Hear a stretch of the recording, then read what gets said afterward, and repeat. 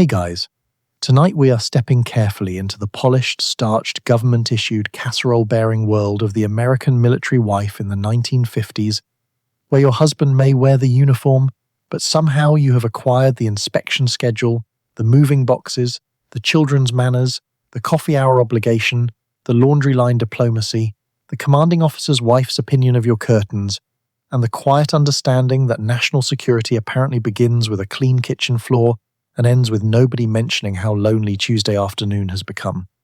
We are not talking about every wife, every branch, every base, every rank, or every family who ever lived under the long shadow of orders, allowances, barracks, base housing, war, peace, and a telephone that could change the whole day with one official ring.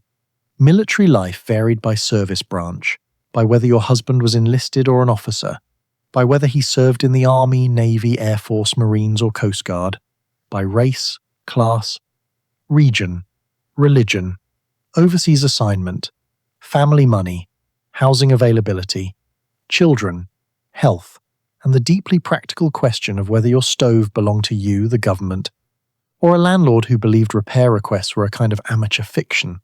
Some women found military life exciting, stable, respectable, even adventurous in its way. It could bring travel, housing, community, benefits, friendships, medical care, commissary privileges, and the strange pride of knowing that your family was tied to something larger than one suburban street. Others discovered that the uniform came home with invisible instructions attached.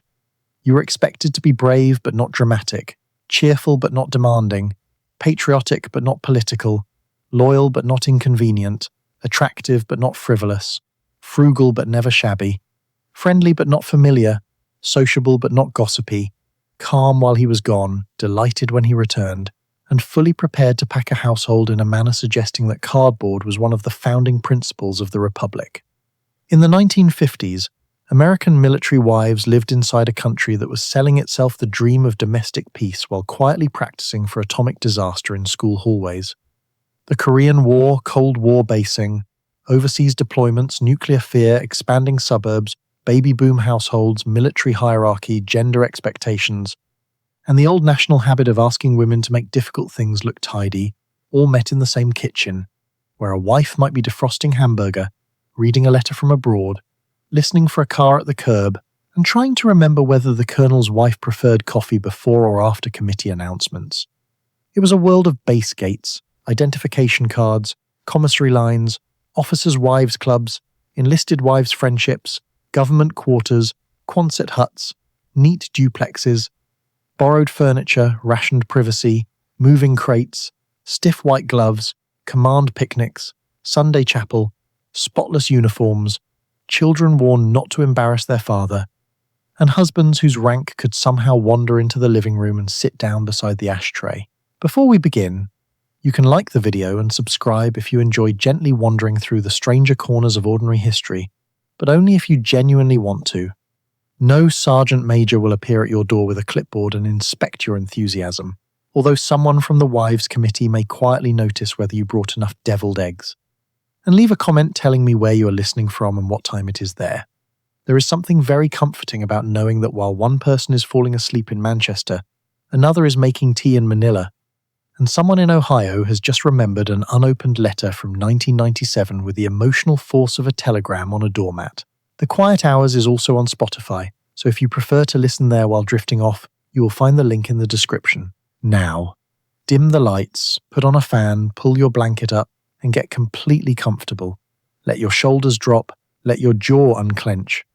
Let today's errands, emails, dishes, laundry, unanswered messages, mysterious receipts, and the one drawer in your home that contains batteries, string, foreign coins, and a single key to nothing important become the responsibility of a base housing office that is technically open, spiritually closed, and currently at lunch. And before we begin, consider a few questions.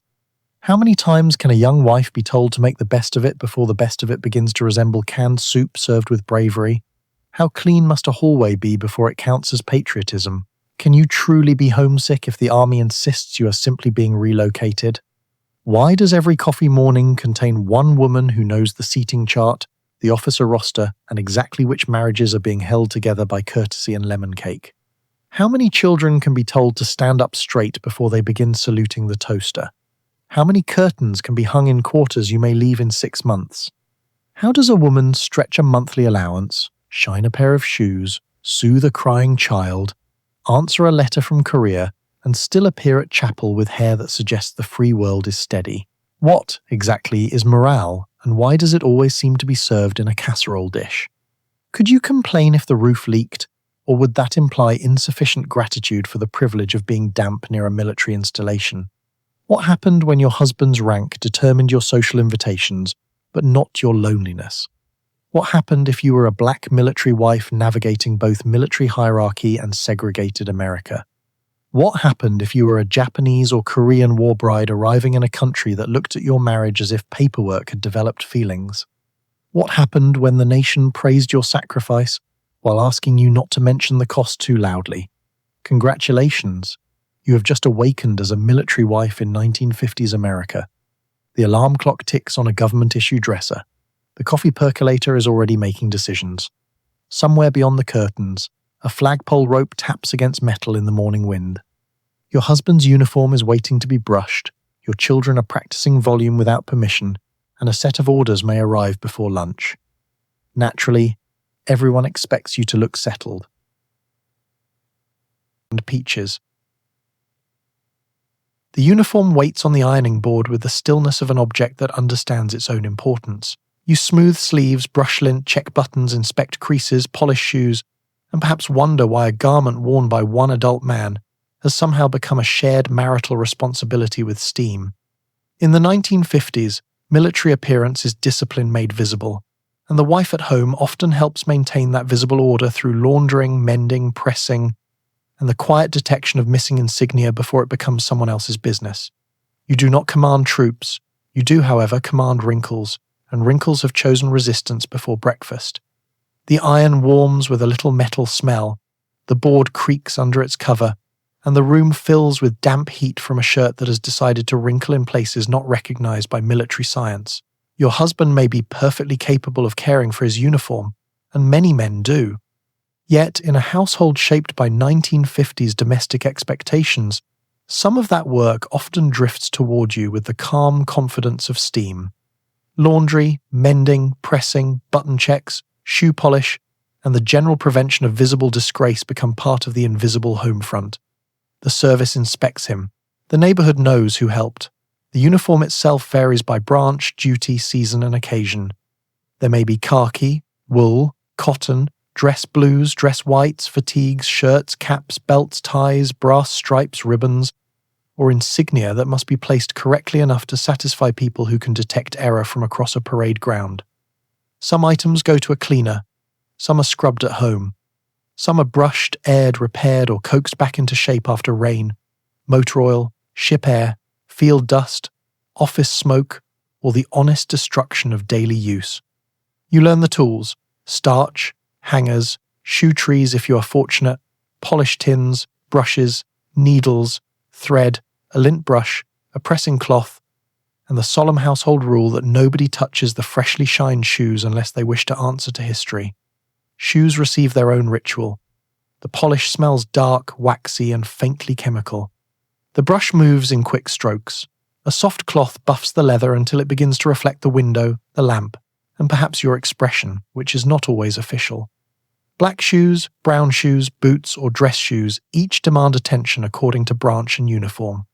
A scuffed toe is small, but small things carry weight in military life. The whole system depends on visible signals. A crease says discipline. A loose button says someone failed before breakfast. A missing ribbon can become a household mystery involving drawers, pockets, children, and one very quiet husband. Uniform care is not only about neatness, it is about the public face of service. In the 1950s, when post-war pride, Cold War readiness, and military hierarchy shape everyday life, appearance can stand for reliability, respect, and obedience to order. A wife may understand this even if she resents the way it lands on her ironing board. You are helping your husband look prepared, but you are also helping the family look properly aligned with the institution that houses, pays, moves, and judges you.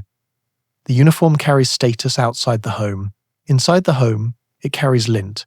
There is comedy in the mismatch. The nation sees crisp lines and polished brass. You see the cuff that will not lie flat, the collar that needs attention, and the button that has begun loosening itself like a tiny deserter. Children are warned away from the chair where the uniform waits. The dog, if there is one, develops a sudden interest in forbidden fabric. A baby reaches for a cap with the innocent determination of a saboteur. You hang everything carefully, knowing that the trip from bedroom to doorway contains hazards: jam, dust, cereal, fingerprints, and the mysterious stickiness that follows children like weather. There may be pride here too. You may like the way he looks when he leaves for duty, straight-backed and polished, belonging to something larger than the house. You may feel the old pull of admiration, worry, annoyance, and love braided together by a belt buckle. You may also notice that the uniform asks discipline from everyone around it. It organizes the morning. It claims the best hanger. It dictates laundry timing. It makes the iron important. If he is called in early, the whole room moves. If inspection is coming, the house feels it. If a dress uniform is required, the evening may begin with you on your knees searching for one missing item under the bed while civilization waits. By the time the uniform is ready, the board is damp, the envelope arrives with the quiet authority of a small paper earthquake. One moment you are planning curtains, school shoes, and whether the living room rug can survive another season. And the next you are mentally sorting your entire life into keep, pack, sell, lend, and pretend not to cry over. Military orders in the 1950s can move a household from Georgia to Kansas, from California to Virginia, from a naval town to an air base, or from ordinary American weather to a place overseas where even the light switches seem to have foreign opinions. You learn that a wife may not wear rank, draw orders, or salute anyone, but somehow she becomes the chief executive of displacement, in charge of dishes, children, linens, address books, and emotional weather. The paper itself may look plain, typed in official language that seems determined not to notice the human consequences of its nouns: reporting date, duty station, transportation, dependents, quarters, household goods. Words like these gather on the page with stiff little shoes and begin walking through your rooms. You read them once, then again, as if the second reading might discover that the whole thing is merely a suggestion. It is not. Somewhere in an office, your family has been moved in principle before the socks have been located in practice. Your husband may stand beside you, trying to sound steady. He may be pleased, worried, resigned, proud, or already thinking about travel pay and leave dates. You, meanwhile, are looking at the curtains, the pantry, the children's school papers, the borrowed casserole dish still not returned to Missus Donnelly, and the jar of buttons that has achieved permanent citizenship in the kitchen drawer. The military has issued orders. It has not issued a plan for your emotional relationship with the hall closet. The work begins quietly. You make lists because lists are what women are handed when control has left the building but would like a forwarding address. You list dishes, linens, winter coats, medical records, birth certificates, vaccination records, school forms, church contacts, address books, unpaid bills, and every fragile object that has survived previous moves with the expression of a veteran. You decide what can be shipped, what must travel in the car, what can be given away, what can be stored, and what has earned the right to disappear before anyone asks about it. Military families in the 1950s often move repeatedly, sometimes with government assistance, sometimes with confusing rules, sometimes through a system that seems designed by people who believe a household is a list of cubic feet, rather than a collection of cups, toys, coats, letters, photographs, and one saucepan that knows too much. Packing becomes a domestic excavation.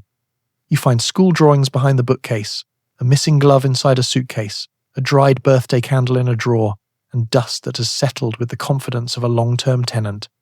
Children ask whether they will see their friends again. You answer gently, because the truth is complicated and bedtime is not a courtroom.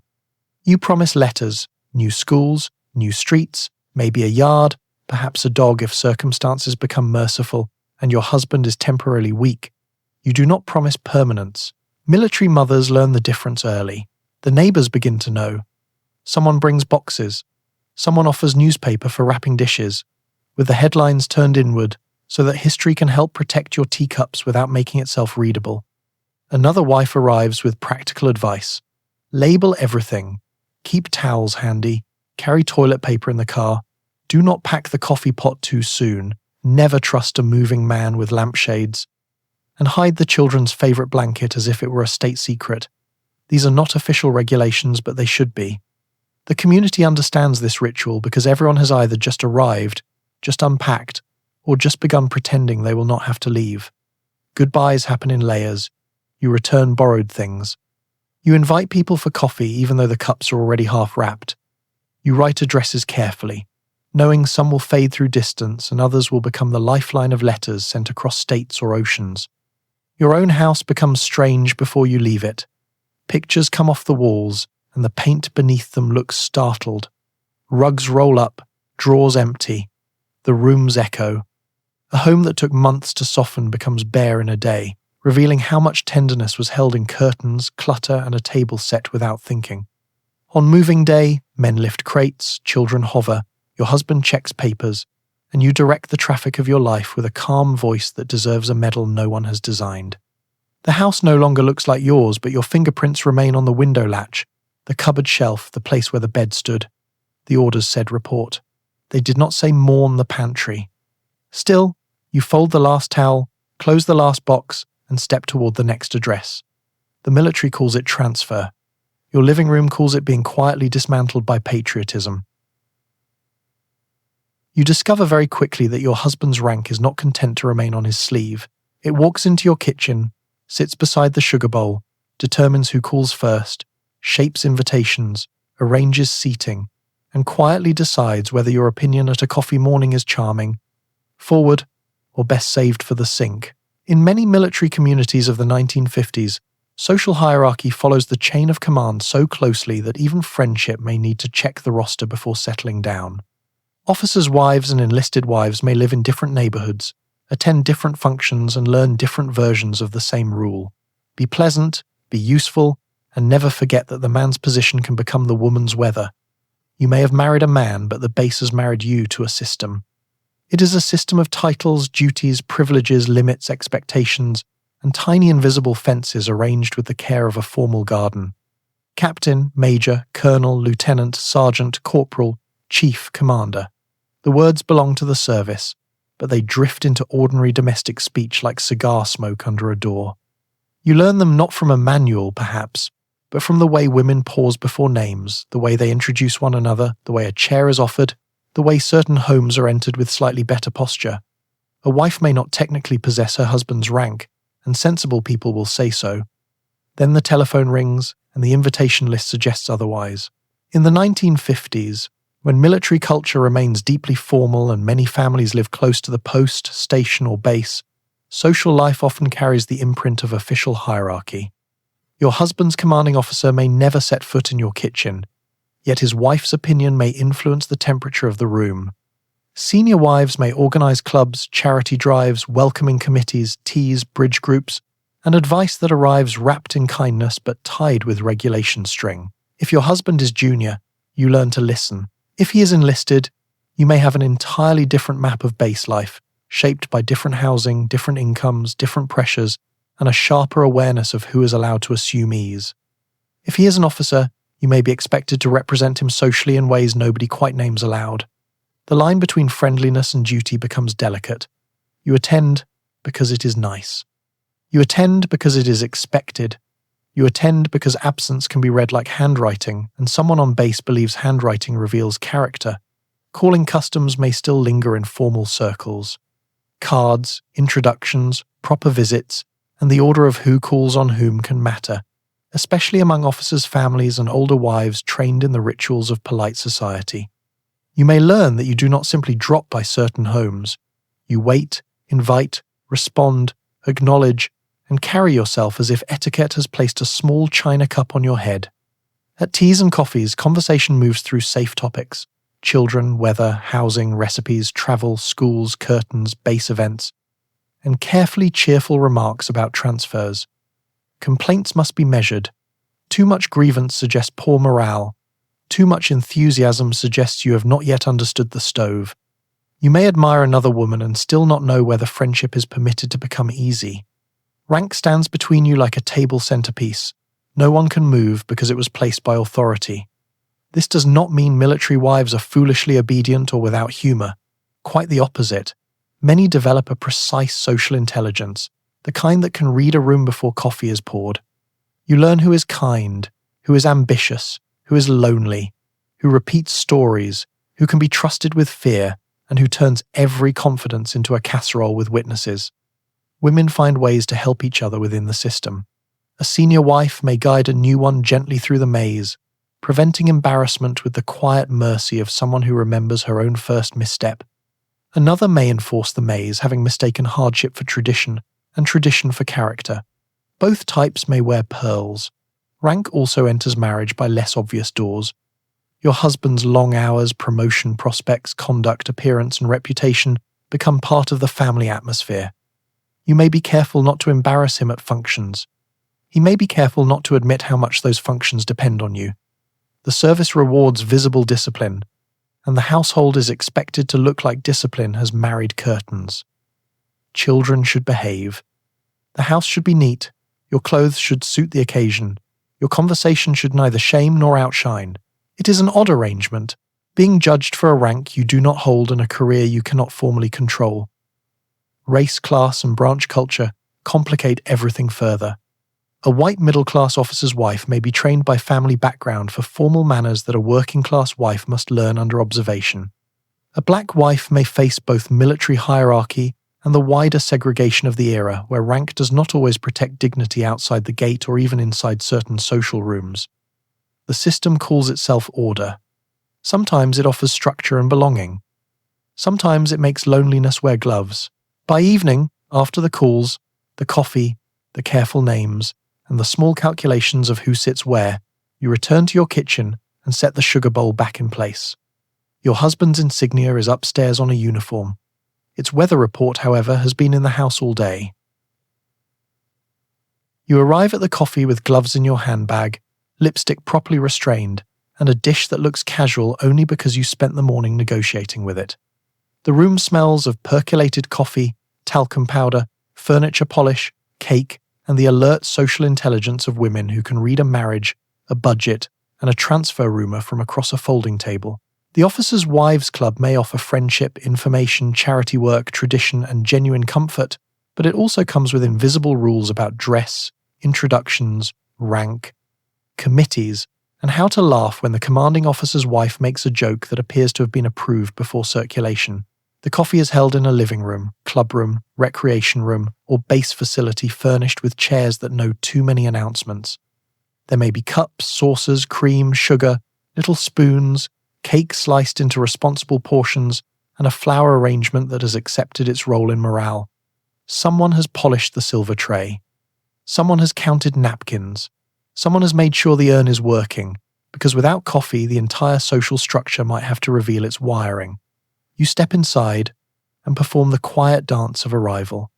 Coat removed, gloves managed, smile lifted, names heard, stored, and immediately endangered by nerves. You are introduced as your husband's wife, which is accurate, affectionate, and also a reminder that your identity has entered the room through his office door. In officer circles, wives' organizations can be important centers of social life. They may run welcome events, charity work, hospital visits, nursery support, thrift shops, holiday drives, and informal support for families who have arrived with too many boxes and not enough local knowledge. These clubs can provide real friendship, especially for women far from home or new to military life. A woman who has moved 5 times may learn more useful information in 10 minutes beside a coffee urn than in a stack of official pamphlets. Where is the good butcher in town? Which doctor listens? Which schoolteacher is kind? Which quarters have damp closets? Which family needs help? Which rumour is nonsense? And which rumour has already packed a suitcase? The club can be a map, and sometimes a generous one, yet the comfort arrives with inspection. You notice clothing first.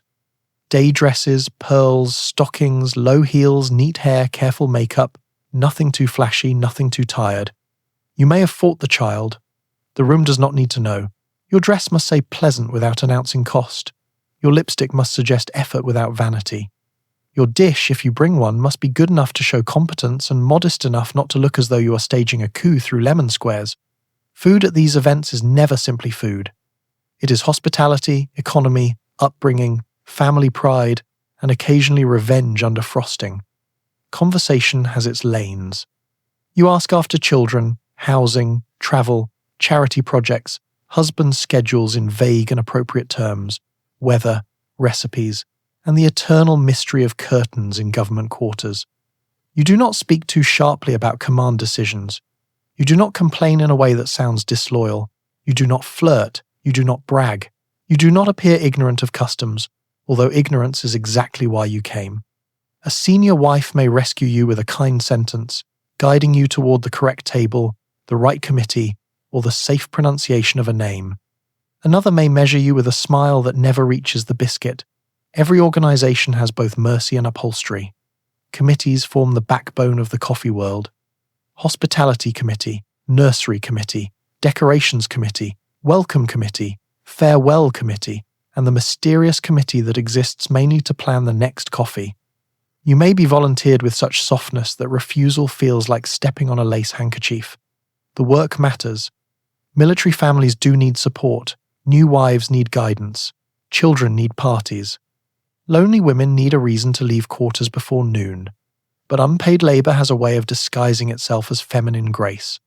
You pour, arrange, visit, bake, write notes, make calls, and then are praised for being naturally helpful, which is a beautiful phrase for work nobody has put on the payroll. The room also teaches you the art of listening. You learn that a pause can mean disapproval, sympathy, warning, or that someone has just remembered a transfer rumor. You learn that laughter must be warm but not too loud. You learn that a compliment can be an invitation, a test, or a tiny folded map of the power structure. None of this ruins the coffee. It simply explains why you are tired afterward. There may be kindness here, and often there is. A woman may press your hand and tell you the first year is hardest. Someone may pass you a recipe that becomes family treasure. The club is not merely surveillance. It is also the social net women build when the official world forgets how much military life happens after the uniform leaves the house. Still, as you lift your cup and laugh politely at the approved joke, you understand the spoon is not the only thing being inspected. By the time you leave, you have had 2 cups of coffee, accepted 1 committee assignment, misremembered 3 names, and learned that morale, when properly served, comes with a saucer. Your morning may belong less to teas and more to laundry, rent, children, shift schedules, and the complicated democracy of women who know exactly how much month remains after payday has finished making promises. In enlisted housing, the social world can be practical, funny, sharp-eyed, and fiercely helpful. Built around borrowed irons, shared babysitting, clipped coupons, gossip over clotheslines, and the kind of friendship that begins when someone asks whether your washing machine is also making that noise. There is hierarchy here too, but there is also a plain-spoken wisdom learned from making do. Rank may organize the base, but laundry has its own command structure, and towels are not impressed by anyone's stripes. The day begins with damp sheets, a basket on your hip, a child asking for something sticky, and the faint hope that the weather will hold long enough for the wash to dry before the afternoon dust rises. The laundry line is not glamorous, but it is honest. It reveals who has babies, who has boys who find mud as if assigned to it, who has a husband with extra duty, who had company, who has been too tired to catch up, and who owns towels that have served in more campaigns than some officers. You stand beside another wife clipping pillowcases to the line while the wind lifts the fabric between you like small white flags. She tells you where to find cheaper hamburger. You tell her which grocer is fair about bruised apples. A child runs past with 1 shoe. Somebody's baby cries through an open window. A radio plays softly from a kitchen, carrying a song about romance into a yard full of diapers, which is brave of it. Enlisted families in the 1950s often lived close to the practical edge of military life. Pay can be modest, especially for junior ranks with children, and allowances do not always stretch as far as need, pride, or shoe leather. Some families use base housing, some rent off base, some make do in trailers, apartments, converted rooms, or neighborhoods where every household seems to be 1 repair bill away from a serious conversation. The commissary helps, the exchange helps, friends help most. A wife who knows how to stretch meat, mend socks, locate a second-hand crib, soothe a fever, and keep a child occupied while payday approaches is not merely domestic. She is operating a small supply command with clothespins. The social world here can be less formal than officers' coffees, though it has its own codes. You may not worry as much about who called first, but you know who pays back sugar, who returns pans, who repeats private business, and who can be trusted with a child during a clinic visit. Friendship is built through use. You borrow an iron and next week lend safety pins. You share a ride, and later someone watches your children while you scrub the kitchen before inspection or company. You trade coupons, recipes, old maternity dresses, and rumors about housing lists with the efficiency of a market that has no sign but excellent memory. The women may laugh hard because there is no spare money for delicacy. They may speak directly because life has not provided enough room for lace around every sentence. This does not mean the burdens are light. It means the jokes know where the weight is. The laundry line also carries loneliness. Your husband may be on duty, deployed, training, or sleeping after a shift that has left him hollow-eyed and smelling of machine oil, weather, shipboard air, or motorpool dust. You may spend long stretches among children and chores, with adult conversation arriving in pieces between wash loads. If you are far from your mother, sisters, or old neighborhood, another enlisted wife may become family by proximity and emergency. She knows when your baby is sick. She knows when the paycheck is late. She knows when you have been crying because she has seen your sheets hang crooked. Privacy exists, but it is porous. Help enters through the same openings as gossip. Race and region shape these friendships too. Black enlisted wives may find community and mutual support while also facing segregation outside the gate, discrimination in housing, and social barriers that white wives can afford not to notice. A Southern wife, a Midwestern wife, a city wife, a farm girl, a Catholic wife, a Protestant wife, a war bride still learning English, and a woman who has moved too often to claim one home may meet over laundry and discover that towels flatten certain differences while revealing others. Money does not erase prejudice, but shared pressure sometimes produces alliances official policy never planned. By afternoon, the wash dries stiff in the sun. You take down shirts, diapers, sheets, undershirts, and the small socks that insist on vanishing like classified material. The basket is heavier now, scented with soap, wind, and the outdoor dust of a military neighborhood. Inside, there will be folding, cooking, mending, children's noise, and perhaps a neighbor at the door asking whether you heard the latest about transfers. You will hear it. Everyone will. The laundry line has already convened, and unlike command headquarters, it knows what is actually happening. The household budget waits on the kitchen table with a pencil beside it, looking innocent in the way traps often do. Your husband's pay, allowances, deductions, savings, debts, uniforms, children's shoes, gas, church offerings, school supplies, and the occasional emergency saucepan all gather into columns that pretend to be reasonable until groceries arrive. The commissary and exchange can feel like blessings, especially when prices help stretch a military paycheck further than town shops might allow, but savings do not remove the arithmetic from your shoulders. You count cans, compare meat, plan casseroles, save bacon grease, study sales, and learn that national defense may be supported by missiles, ships, and aircraft, but dinner still wants exact change. The pencil becomes your quiet weapon against confusion. You sharpen it at the edge of the table, smooth the paper flat, and begin the monthly ceremony of making numbers behave better than they wish to. Base pay is one thing. Allowances, when they apply, are another. Deductions, uniforms, insurance, transportation, debts, postage, laundry, medical extras, school needs, and all the small household emergencies that never ask permission are another entirely. The military may describe compensation in orderly terms, but your kitchen table knows that money arrives as a guest and leaves as a rumor. If your husband is junior enlisted, the strain may be especially sharp. If he is an officer, there may be more money but also different social costs, uniforms, entertaining, proper clothing, and the little expenses of looking suitably placed in the hierarchy. In either case, the budget learns his rank before some neighbors do. You plan meals with the practical imagination of a woman who understands that leftovers are not evidence of abundance. They are tomorrow's policy. A roast may become dinner, sandwiches, hash, soup, and finally something in gravy whose identity is known only to the saucepan and whoever first decided it needed a name. Hamburger stretches with onions, breadcrumbs, rice, crackers, oats, or any other item willing to join the family under pressure. Chicken is respectable. Liver is economical. Tuna has ambitions. Beans wait patiently, the old reliable infantry of the pantry. You may save bacon drippings in a jar, not because the jar is charming, but because flavor costs money and fat has decided to serve again. The commissary helps. Its shelves, prices, and access can make military life feel more manageable, especially compared with civilian shops outside the gate. The post exchange or base exchange may offer clothing, household goods, toiletries, toys, appliances, and the occasional item you do not need but briefly believe will improve morale. You learn the difference between a bargain and a temptation wearing a price tag. A new lamp may brighten quarters. It may also mean meatloaf twice more than planned. A child's shoes cannot wait, because children have no respect for fiscal quarters and grow as if personally sponsored by the leather industry. The budget must also account for appearances. Your husband's uniforms need care, shoes need polish, shirts need cleaning. Children need clothes for school, chapel, visits, and whatever event someone has announced with the word casual, which in military life often means clean, pressed, and morally alert.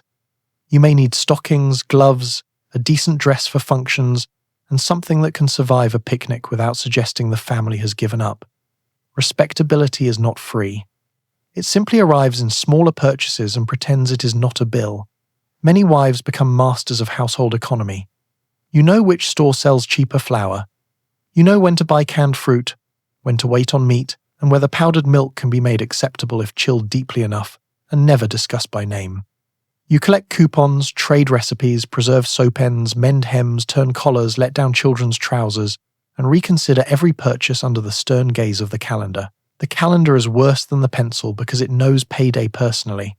Credit may be tempting, especially at local shops that understand military families will move, return, or at least send checks from somewhere with a confusing address. Charge accounts, installment plans, and friendly storekeepers can help, but they can also turn future pay into a hostage. You learn to distrust anything that says only a small payment, because small payments travel in packs. Still, there is pride in managing. There is satisfaction in setting a table when the numbers suggested surrender. There is dignity in feeding children, supporting your husband, helping a neighbor, and keeping the household afloat without letting panic sit too visibly in the fruit bowl. The trouble is that this labor is often praised as common sense rather than recognized as strategy. You are not merely clipping coupons. You are translating military pay into domestic survival. By evening, the columns add up, or almost do, and the pencil rests beside a grocery list that looks calmer than it deserves. You close the notebook, put away the coins, and listen to the refrigerator hum with the confidence of an appliance that has never once balanced a budget. Somewhere, generals discuss readiness. At your table, readiness is whether there is enough coffee until Friday. You push a cart through the commissary under fluorescent lights, past canned peaches, powdered milk, coffee tins, flour sacks, cereal boxes, and women whose casual greetings contain more intelligence than most official briefings. The commissary is not simply a place to buy food. It is a bulletin board with prices, a weather station for morale, and a soft intelligence network where wives learn who is pregnant, who is shipping out, which housing units have mice, whose husband has been promoted, and whether the new colonel's wife is warm, strict, musical, or the sort of woman who believes centerpieces reveal character. The shelves hold groceries. The aisles hold the base. You arrive with a list folded in your handbag, a child perhaps riding in the cart seat with sticky fingers, and the firm belief that you will not be distracted by anything unnecessary. This belief lasts until the canned goods. The commissary has a particular smell: cardboard, waxed floors, coffee, produce, paper bags, cold meat cases, soap powder, and the faint exhaustion of women doing arithmetic while blocking traffic near the flour. The carts rattle. The lights buzz. Someone calls your name from beside the shortening. In the 1950s, commissary privileges can be a real advantage for military families, offering access to groceries at prices that may ease the strain of modest pay and repeated moves. But a bargain still has to be carried, cooked, and made into supper by someone who has already spent half the morning locating a missing shoe. You compare labels, weights, prices, and the mysterious promise of economy sizes, which are only economical if the children agree to eat the contents more than once. You calculate whether canned tomatoes can become spaghetti sauce, soup, and a casserole with a Spanish name nobody in Spain has approved. You consider powdered milk. Powdered milk considers you back. Meat is inspected with the seriousness of a treaty. If the butcher has a good cut, word travels before the lunch hour. If the oranges look tired, every woman in the produce section knows and speaks of it with civic sorrow. The commissary line is where practical knowledge circulates. One wife tells you which day the shelves are best stocked. Another warns you that the new washing powder is harsh on diapers. Someone has heard that the housing office may open another row of quarters. Someone else says not to count on it, because her neighbour's cousin's husband heard otherwise from a clerk who was carrying a folder with authority. This is not gossip in the empty sense. It is survival information wearing a house dress. Military families often live with uncertainty, and women build informal systems to make that uncertainty less lonely. A word near the coffee tins can save you a bad purchase, a wasted trip, a long wait, or an embarrassing mistake at a formal event. Of course, the same network can also carry speculation with remarkable health. One sentence may leave the checkout line as a question and arrive at base housing as a complete biography.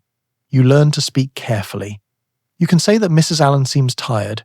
You cannot say that Mrs. Allen cried behind the chapel unless you want the whole base to start delivering compassion with witnesses. The commissary teaches discretion by threatening the opposite. Rank may enter the aisle, but shopping softens it slightly. A colonel's wife and a lieutenant's wife may both reach for coffee, though not always with the same budget or social ease. Enlisted wives may know the prices with sharper urgency. Officers' wives may know which luncheon requires what ingredients. Black wives, war brides, and families from different regions may navigate not only prices but assumptions, glances, and the old American habit of deciding who belongs in a room before hearing them speak. The commissary may be inside the gate, but it is not outside history. Still, people meet here over cans and paper bags, and sometimes the ordinary need for supper makes room for ordinary kindness. A woman who barely knows you may hold your place while you chase a child. Another may tell you where to find rice, baby food, or a decent ham. Someone may notice you are new and explain the checkout system before it humiliates you. By the time you reach the line, your cart contains food, soap, rumours, 3 warnings, 1 recipe, and a possible invitation. The cashier rings each item with a rhythm that sounds almost official. Paper bags fill. A child reaches for gum. You count money carefully, smiling as if every coin has behaved. Outside, the sun hits the parking lot, and women load groceries into station wagons, sedans, and borrowed cars while continuing conversations through rolled-down windows. The commissary has done what it does best. It has fed families, updated the base, corrected several misunderstandings, and created 3 new ones near the canned peaches. The uniform waits on the ironing board with the stillness of an object that understands its own importance. You smooth sleeves, brush lint, check buttons, inspect creases, polish shoes, and perhaps wonder why a garment worn by one adult man has somehow become a shared marital responsibility with steam. In the 1950s, military appearance is discipline made visible, and the wife at home often helps maintain that visible order through laundering, mending, pressing, and the quiet detection of missing insignia before it becomes someone else's business. You do not command troops. You do, however, command wrinkles, and wrinkles have chosen resistance before breakfast. The iron warms with a little metal smell, the board creaks under its cover, and the room fills with damp heat from a shirt that has decided to wrinkle in places not recognized by military science. Your husband may be perfectly capable of caring for his uniform, and many men do. Yet, in a household shaped by 1950s domestic expectations, some of that work often drifts toward you with the calm confidence of steam. Laundry, mending, pressing, button checks, shoe polish, and the general prevention of visible disgrace become part of the invisible home front. The service inspects him. The neighbourhood knows who helped. The uniform itself varies by branch, duty, season, and occasion. There may be khaki, wool, cotton, dress blues, dress whites, fatigues, shirts, caps, belts, ties, brass stripes, ribbons, or insignia that must be placed correctly enough to satisfy people who can detect error from across a parade ground. Some items go to a cleaner. Some are scrubbed at home. Some are brushed, aired, repaired, or coaxed back into shape after rain, motor oil, ship air, field dust, office smoke, or the honest destruction of daily use.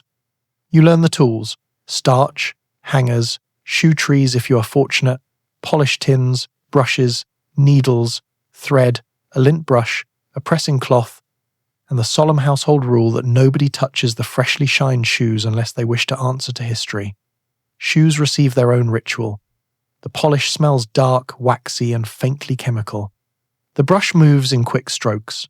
A soft cloth buffs the leather until it begins to reflect the window, the lamp, and perhaps your expression, which is not always official. Black shoes, brown shoes, boots, or dress shoes each demand attention according to branch and uniform. A scuffed toe is small, but small things carry weight in military life. The whole system depends on visible signals. A crease says discipline. A loose button says someone failed before breakfast. A missing ribbon can become a household mystery involving drawers, pockets, children, and one very quiet husband. Uniform care is not only about neatness, it is about the public face of service.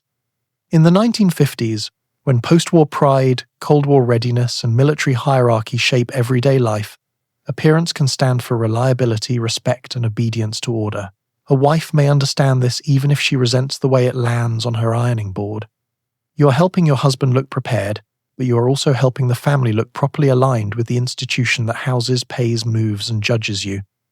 The uniform carries status outside the home. Inside the home, it carries lint. There is comedy in the mismatch. The nation sees crisp lines and polished brass. You see the cuff that will not lie flat, the collar that needs attention, and the button that has begun loosening itself like a tiny deserter. Children are warned away from the chair where the uniform waits. The dog, if there is one, develops a sudden interest in forbidden fabric. A baby reaches for a cap with the innocent determination of a saboteur. You hang everything carefully, knowing that the trip from bedroom to doorway contains hazards. Jam, dust, cereal, fingerprints, and the mysterious stickiness that follows children like weather. There may be pride here too. You may like the way he looks when he leaves for duty, straight-backed and polished, belonging to something larger than the house. You may feel the old pull of admiration, worry, annoyance, and love braided together by a belt buckle. You may also notice that the uniform asks discipline from everyone around it. It organizes the morning. It claims the best hanger. It dictates laundry timing. It makes the iron important. If he is called in early, the whole room moves. If inspection is coming, the house feels it. If a dress uniform is required, the evening may begin with you on your knees searching for one missing item under the bed while civilization waits. By the time the uniform is ready, the board is damp, the iron is cooling, and your fingers smell faintly of polish and starch. He may say thank you. He may not notice the full campaign you have waged against wrinkles, because success in domestic labor often looks like nothing happened. He leaves neat, pressed, and official. You remain with the iron, the cloth, and the small satisfaction that the uniform has survived another morning. The military may call it appearance. The ironing board knows it as negotiation by heat. Your children grow up knowing that some streets end at gates, some men must be called sir, some lawns are not for wild digging, and some fathers leave for reasons explained with maps, calendars, and sentences kept cheerful by force. Military children in the 1950s may learn schools, chapel, moving trucks, new bedrooms, old goodbyes, and the skill of making friends quickly, because friendship has orders too. They are expected to reflect well on the family, which means manners become more than manners. A child who forgets to stand up straight is not merely tired. He is, according to someone's grandmother, weakening the entire Western alliance near the punch bowl. Mourning with children begins before dignity has had time to dress. Someone cannot find a sock. Someone has spilled milk. Someone is arguing with a hairbrush as if it signed the last transfer order. You move between breakfast, school bags, lunch tins, permission slips, shoe tying, and the warning that your father has duty, which somehow must explain both absence and behavior. In a military household, childhood is ordinary and unusual at the same time. There are scraped knees, comic books, cereal, bicycles, homework, measles worries, birthday candles, and quarrels over toys. There are also base gates, uniforms, bugle calls, parade grounds, identification cards, salutes, departures, and adults who speak of movement with a calm that children do not always believe. A military child may know more about geography than his civilian cousin, and less about permanence than anyone his size should. Schools change, accents change, weather changes. A best friend can be lost to another posting before the spelling test has been returned. You try to make each new place feel exciting. You point out the yard, the nearby children, the library, the school, the possibility of a tree suitable for climbing if regulations are not emotionally present. You tell them they will make friends, and they often do, because children are surprisingly skilled at beginning again. Still, beginnings leave marks. A child learns to ask not only what is your name, but how long will you be here, a question that carries more military wisdom than any handbook has room for. Manners become a kind of family armor. You remind them to say sir and ma'am, to be polite to guards, teachers, officers, neighbors, chapel ladies, and the wife who knows every child's middle name without ever being formally briefed. You tell them not to run across certain lawns, not to shout near quarters, not to leave bicycles where a senior officer may find them with his bumper, and not to repeat grown-up remarks heard through thin walls. They are children, so naturally they repeat the one remark you prayed would dissolve before supper. Military communities can be kind to children. There are other children nearby, often plenty of them, because the baby boom has arrived with excellent lungs. There may be playgrounds, schools, youth programs, scouts, chapel activities, movie afternoons, picnics, ball games, and neighbors who will watch a child for 10 minutes that become 40. The base can feel safe in certain ways, bounded and familiar, with adults who know whose child belongs where. It can also feel like a small nation with too many witnesses. A scraped knee is public. A tantrum may have an audience. A child's rudeness can become commentary on the mother. A mother's discipline can become commentary on the family.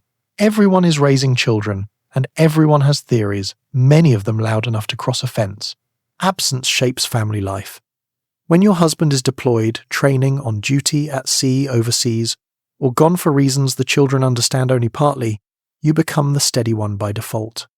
You manage bedtime questions, school troubles, birthday disappointments, illnesses, and the sudden rage of a child who misses his father, but has chosen to express it through peas.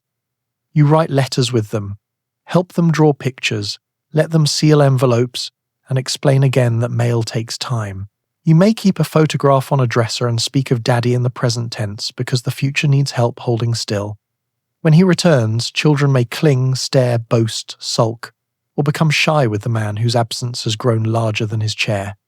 You have to help them love him again in person, which is tender work and not listed on any base schedule. Race, class, and family background shape childhood too. Black military children may grow up navigating a uniformed world that promises order while the civilian world around it may enforce segregation. War brides' children may hear different languages at home and different assumptions outside. Children of junior enlisted families may know tighter budgets, smaller rooms, and more practical improvisation. Children of officers may learn formal manners early, including the remarkable skill of not embarrassing anyone near a punch bowl. By evening, after the bikes are dragged in, the homework is corrected, the bathwater is negotiated, and the bedtime story has been read in a voice that is still trying to sound awake, the house settles into little sighs. Your children sleep under roofs chosen by orders, in towns they may barely remember later. They have learned the base before the alphabet, and somehow tomorrow they will still ask where their other sock is. The telephone sits in the hallway or kitchen with a coiled cord and a little black seriousness that makes it impossible to ignore. It may bring a neighbor asking for coffee, a base office changing a schedule, a school reporting a fever, a husband calling from some distant line, or news that turns the whole house quiet. In military life, communication has its own suspense. Letters travel slowly, calls are costly, brief, and not always possible. Telegrams are feared in ways ordinary envelopes are not. You learn to keep your voice steady before you know what the message is, because even the telephone seems to understand rank, distance, and dread. Most of the day, it is merely an object. It rests on its table or hangs on the wall near the kitchen, black, heavy, useful, and slightly judgmental. Then it rings, and the whole room changes. The percolator keeps breathing. The child keeps talking. The dish towel is still in your hand, but your body hears the sound before your mind has arranged itself. A military wife learns that some messages carry ordinary inconvenience, and some carry an official chill. You answer with a voice that is polite enough for anyone, and strong enough for yourself. Sometimes it is only Mrs. Harris asking whether you can watch Tommy for an hour. Sometimes it is the school, the clinic, the housing office, a committee reminder, a change in report time, a request for help, or a neighbour delivering news that has already changed twice since leaving the commissary. Sometimes it is your husband, calling briefly from a base office, a training site, a port, or a long-distance line that makes every second sound expensive. In the 1950s, long-distance calls are not casual, they are events. Overseas calls are rarer still for many families, expensive, delayed, or arranged with the help of operators and patients. You do not wander around the kitchen chatting about nothing. You stand still, hold the receiver close, and listen as if the wire itself is fragile. His voice may sound near and far at once, flattened by distance, interrupted by static, duty, time limits, or the knowledge that neither of you can say everything. You ask about food, sleep, weather, work, health, mail, money, children, and whether he received the package. He asks whether the car is behaving, whether the baby is better, whether you need anything, and whether the boy has stopped climbing the fence. Ordinary questions become precious because they are all the distance allows. Letters do more of the emotional work. You write at the kitchen table after the children are asleep, or in the afternoon while laundry dries, or late at night when the house has finally stopped requiring proof of management. The paper is thin. The pen scratches softly. You describe the children, the weather, the neighbour's new curtains, the small joke from the commissary, the leaking faucet, the new school teacher, the baby's tooth, the way the yard looks after rain. You leave some things out. You do not describe every lonely hour because the letter has to travel with hope inside it. You do not mention every fear because fear, once mailed, may arrive too late to be useful and too early to be kind. He may do the same. Military letters often become edited versions of courage, each person trying to spare the other while longing to be fully known. The mailman becomes important in a way that would alarm him if he understood it. A blue airmail envelope, a postmark, a familiar hand, an official-looking notice, a delay of several days, all can alter the weather of the house. You learn the sound of footsteps, the time of delivery, the shape of disappointment when the box holds advertisements and bills instead. A telegram, when it comes to any military neighbourhood, carries a different silence. Even if it is not for you, the knowledge travels. People lower their voices, curtains move, someone brings food. The Cold War household is built around ordinary noise and sudden quiet. Radio news can also enter the room and rearrange the air. Reports from Korea, from overseas bases, from Washington, from ships, from test sites, from countries whose names your children mispronounce, all pass through the living room as you fold socks. The world becomes both enormous and intimate. A headline may mean nothing immediate to a civilian neighbour, but to you it may sound like a door opening somewhere far from home. Still, most calls are not dramatic. Most are the small threads that hold base life together. Bring extra cups. The meeting has moved, the carpool is late. The clinic wants you Tuesday. The colonel's wife hopes you can help with decorations. A new family has arrived. Someone needs a ride. The telephone carries duty disguised as friendliness and friendliness disguised as duty. By bedtime, the receiver rests again in its cradle. The house is quiet. You may have heard nothing important all day, which is its own kind of mercy. You turn off the kitchen light, but you know that if it rings in the dark, you will be awake before the second sound. The telephone has no rank, no uniform, and no medals. It still knows how to command the room. The Korean War may be thousands of miles away, but it sits with you at breakfast, in the empty chair, in the folded newspaper, in the radio bulletin, in the blue airmail envelope, and in the small rituals you perform to keep fear from taking up too much space. Some wives spend the early 1950s waiting through deployments, separations, uncertainty, injuries, grief, or returns that are more complicated than the photographs suggest. You are told to be proud, and perhaps you are. You are told to be brave, and perhaps you manage. But courage at home can look very much like washing dishes while listening for the mailman. The kitchen table becomes the place where ordinary life and distant war politely refuse to separate. There is toast cooling on a plate, coffee darkening in a cup, a child asking whether shoes are necessary, and a newspaper folded so the headline is visible only when you are ready to look at it. Korea may appear as a place on a map, a name in a radio report, a word in a letter, or a sentence spoken by another wife whose voice has gone careful. The war begins in 1950, and continues until the armistice in 1953, though American troops remain in Korea afterward, because history has a talent for ending officially while continuing to send laundry home. For many military families, the early decade is shaped by a conflict that is not always discussed with the grand language of the previous World War, yet still changes breakfast, sleep, birthdays, bank accounts, and the way a woman hears a knock at the door. You may follow the news, but not too closely before the children leave for school. You may trace places with your finger and realize that the names printed there are far too small for the weight they carry. Busan, Incheon, Seoul. The 38th parallel. The words travel into your kitchen with ink on them and sit near the sugar bowl, as if that is a reasonable place for geopolitics. Letters become precious, even when they say very little. He writes that he is fine, because fine is a useful word when the truth is unavailable, censored, too heavy, or too kind to mail. He asks about the children, the weather, whether the car is still making that noise, whether the baby has cut another tooth.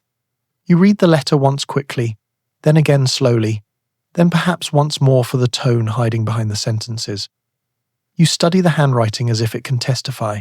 Was the line steady? Was the joke forced? Did he mention cold?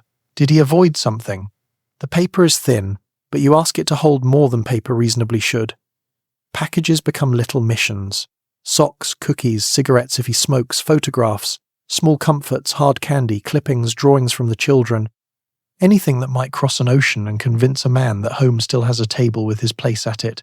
You pack carefully, because the box must carry affection without arriving as crumbs.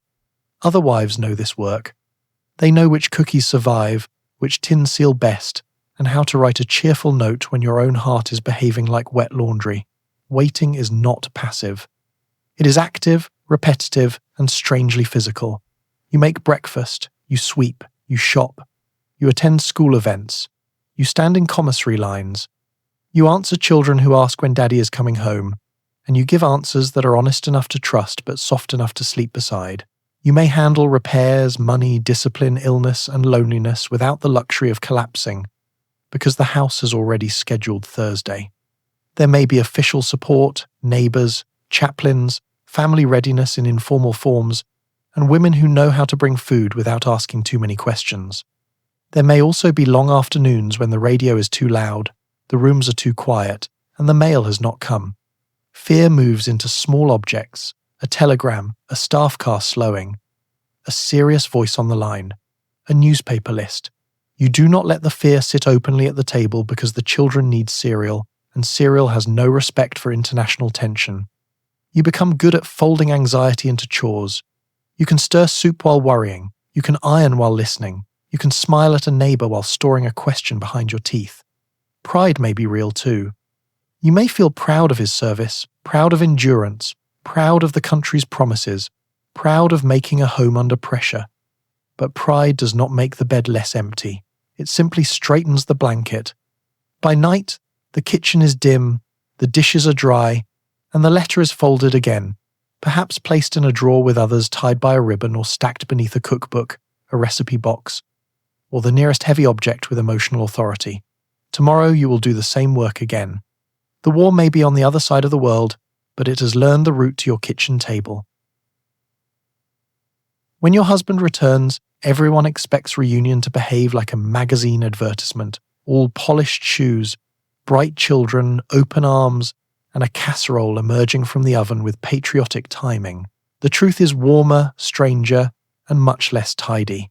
He may come home tired, quiet, changed, restless, proud, distant, relieved, or unable to explain what happened in any language suitable for the dinner table.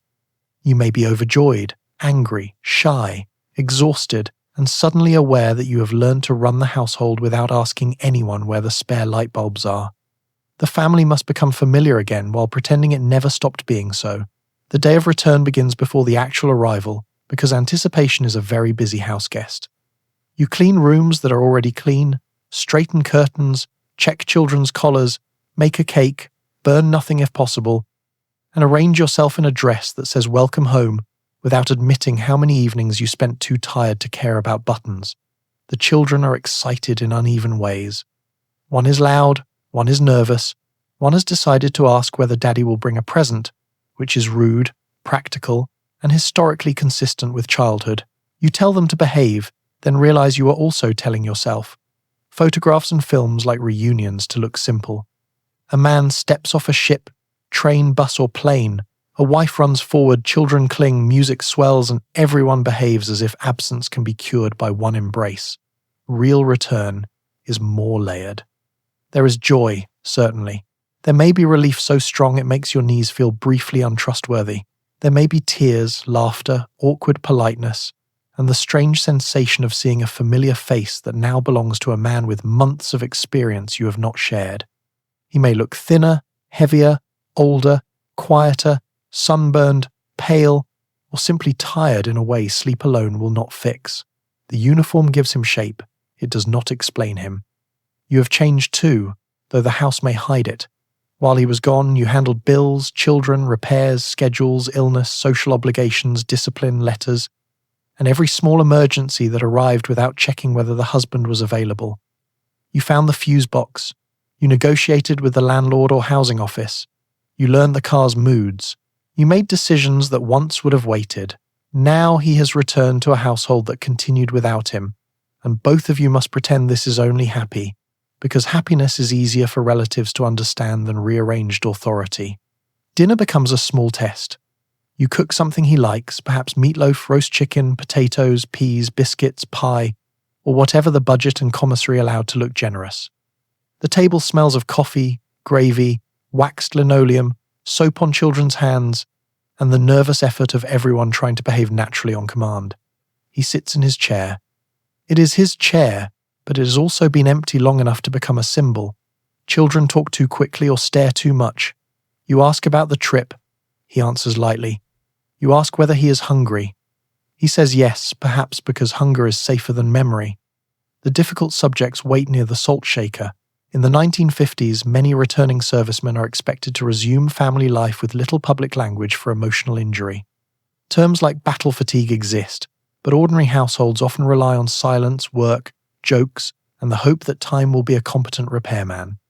A wife may notice nightmares, jumpiness, irritability, withdrawal, or a refusal to discuss certain things.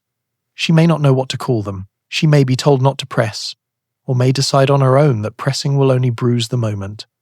She learns to read mood through small signs. The way he holds a cup, the way he pauses at a loud sound, the way he stares past the radio. Not every return is troubled.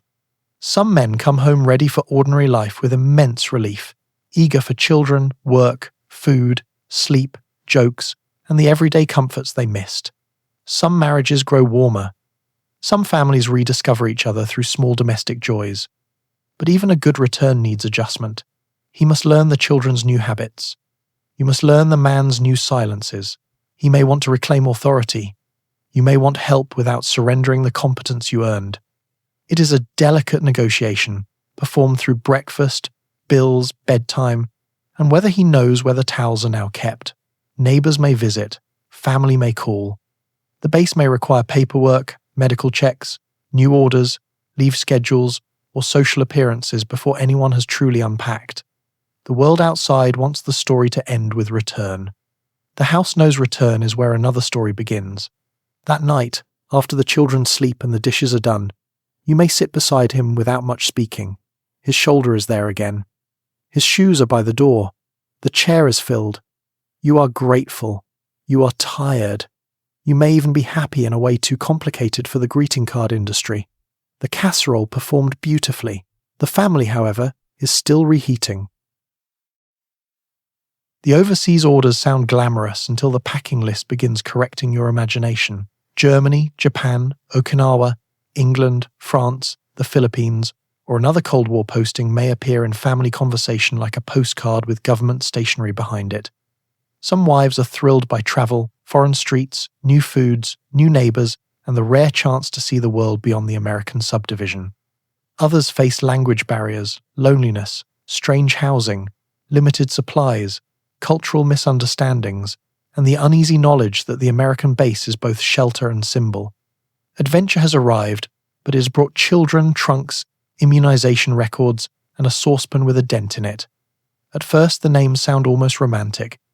Germany has castles in your mind. Japan has paper lanterns and careful gardens from magazine photographs. England has fog and teacups. France has bread that apparently understands civilization.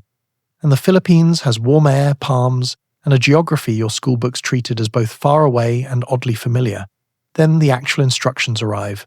Passports, shots, dental checks, medical records, travel orders, household goods, weight limits, trunks, shipping dates, clothing for climates you have not met. The romance steps aside while the luggage begins asking legal questions. Overseas assignments in the 1950s are part of the larger American military presence, shaped by occupation, alliances, Cold War strategy, air bases, naval stations, and the belief that American families can follow the flag if someone first locates enough forms. Not every family is allowed or able to accompany a serviceman. Dependents may wait for housing, transportation, permission, money, or a situation stable enough to receive them. When families do go, the journey itself can feel enormous. You may board a ship with children, trunks, handbags, travel documents, seasickness tablets, and the knowledge that all your domestic authority has been reduced to what fits within reach. Or you may travel by air, which sounds modern and exciting, until a child becomes sick over the Atlantic and the stewardess's smile begins performing heroism. You carry snacks, sweaters, toys, letters, addresses, and a list of things not to lose under any circumstances. Naturally, the child becomes fascinated by the least replaceable envelope. The departure pulls at every corner of the household. You say goodbye to family who are proud and worried, neighbors who promise to write, and older relatives who ask whether people over there have proper food, as if entire nations have been waiting for an American aunt to assess their pantry. You may feel brave, worldly, anxious, and slightly guilty for leaving. You may also feel thrilled. For many wives, overseas life offers real adventure, education, and expansion. It may be the first time you see another country, hear another language daily, taste unfamiliar food, or realize that American habits are not laws of nature but local customs with excellent public relations. The base may provide support, but it cannot translate everything. Housing may be on base, in leased quarters, in former occupation facilities, or in civilian neighborhoods where the walls, stoves, plumbing, markets, and neighbors do not behave like the ones back home. Electrical outlets may be different, kitchens may be smaller, fuel may be managed differently. Food shopping may require phrases you practice with the seriousness of a diplomatic mission. You learn to ask, point, smile, misunderstand, apologize, and return home with vegetables whose identities are sometimes confirmed only after cooking. You may discover new pleasures too. Fresh bread, street markets, trains, festivals, church bells, local women who teach you how something is properly done, landscapes that make postcards look lazy, and the rare joy of being anonymous outside the base, where no one knows your husband's rank unless you accidentally mention it. Still, anonymity has limits. As an American military wife abroad, you may feel watched. Local civilians may see you as wealthy, foreign, careless, friendly, loud, generous, occupying, interesting, or intrusive, depending on place, politics, history, and your own behavior in the butcher's queue. The base wants you to represent the United States well. This is a large assignment to hand a woman buying onions with 2 children and uncertain vocabulary. You are expected to be polite, modest, grateful, adaptable, and cheerful enough not to cause international difficulty near the laundry. Race and nationality complicate the experience. Black military families abroad may encounter different treatment than at home, sometimes more freedom in certain settings, sometimes prejudice from American institutions and fellow citizens that insists on traveling without a passport. War brides or foreign-born wives may find overseas life differently familiar or newly strange, depending on where they are placed and how the community receives them. Adventure is never one thing. It is shaped by money, rank, race, language, children, housing, and whether the shipped goods arrive before everyone loses patience with borrowed chairs. By the time you finally unpack, the rooms smell of crate wood, soap, travel, dust, and the first meal cooked in a kitchen that does not yet know you. You place the dented saucepan on the stove and feel for a moment both impossibly far away and thoroughly domestic. The world has widened. dinner, naturally, still expects to be served. Overseas, you may find an American school, a commissary, a chapel, a club, a clinic, and a small transplanted version of home, arranged behind fences, passes, and rules. The base can feel protective, familiar, and astonishingly organized, a place where milk, mail, movies, and English language gossip gather under the flag. It can also feel like living inside a display case, watched by local civilians, military authorities, other wives, and your own uncertainty about what kind of American woman you are supposed to represent abroad. You learn that diplomacy is not only conducted by ambassadors, sometimes it is conducted by a wife buying vegetables politely while her child points at everything. The gate becomes more than a guard post. It is the hinge between two worlds, one arranged to make you feel less lost and another that reminds you gently, and sometimes not gently, that you are a guest, a foreigner, and part of a military presence with history attached. Inside, the base may offer a reassuring little America. There are familiar cereals, a post office, a school where children recite lessons in English, a chapel with hymns you know, a theatre showing American films, a clinic that understands your forms, and a club where coffee tastes like home because someone has opened the same dependable tin. The commissary shelves can seem almost miraculous after an uneasy attempt at local shopping.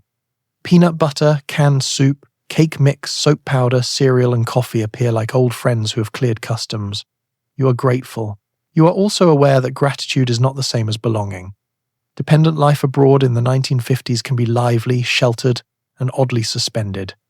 Women organize coffees, charity events, school functions, language lessons, craft groups, bridge nights, holiday parties, scouting, chapel activities, and tours meant to help families understand the country outside the fence without getting lost before supper.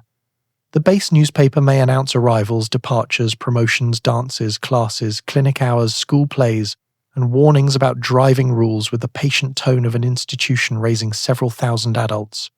You learn how to shop, where to catch transport, how to call home, which streets are safe after dark, which local customs you should respect, and which American wives have already embarrassed everyone by assuming volume is a substitute for fluency. There is pleasure in the newness. You may visit markets, ruins, temples, churches, tea houses, beaches, countryside, department stores, cafes, or neighborhoods whose rhythms differ from the base clock. You may buy fabric, ceramics, toys, postcards, spices, or gifts for relatives back home who will later hold them as proof that you have been somewhere real. You may meet local women who are curious, reserved, kind, amused, skeptical, or all of these before lunch. Some friendships form across language and difference through children, neighbors, sewing, food, or the universal grammar of trying to make a household work. A smile, a borrowed tool, a recipe, or a shared concern over a child can cross more distance than official speeches managed with flags. Yet the base can also isolate you. When everything familiar is inside the fence, it becomes easy to live in an American bubble, especially if language, fear, prejudice, rank rules, or limited transportation keep you there. You may know more about the club menu than the town beside the installation. You may speak often of wanting to see the real country while spending another afternoon in the laundry room discussing whether the commissary will receive decent apples. There is no shame in needing comfort, but comfort can become a small curtain. You are protected from certain difficulties, and therefore less aware of them. Local people may work on the base, sell goods to Americans, clean quarters, drive taxis, serve food, or watch American families move through streets with money, cars, and confidence that do not always read as innocence. You may be kind and still represent power. This is one of the quiet complications of being a military dependent abroad. Your personal manners carry political weight they never asked for. The children learn quickly in their own way.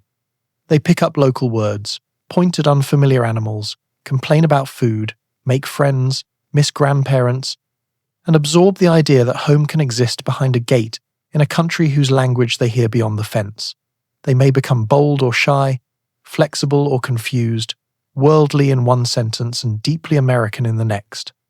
You try to guide them gently, reminding them not to stare, not to mock, not to treat another country as a stage set for their father's assignment.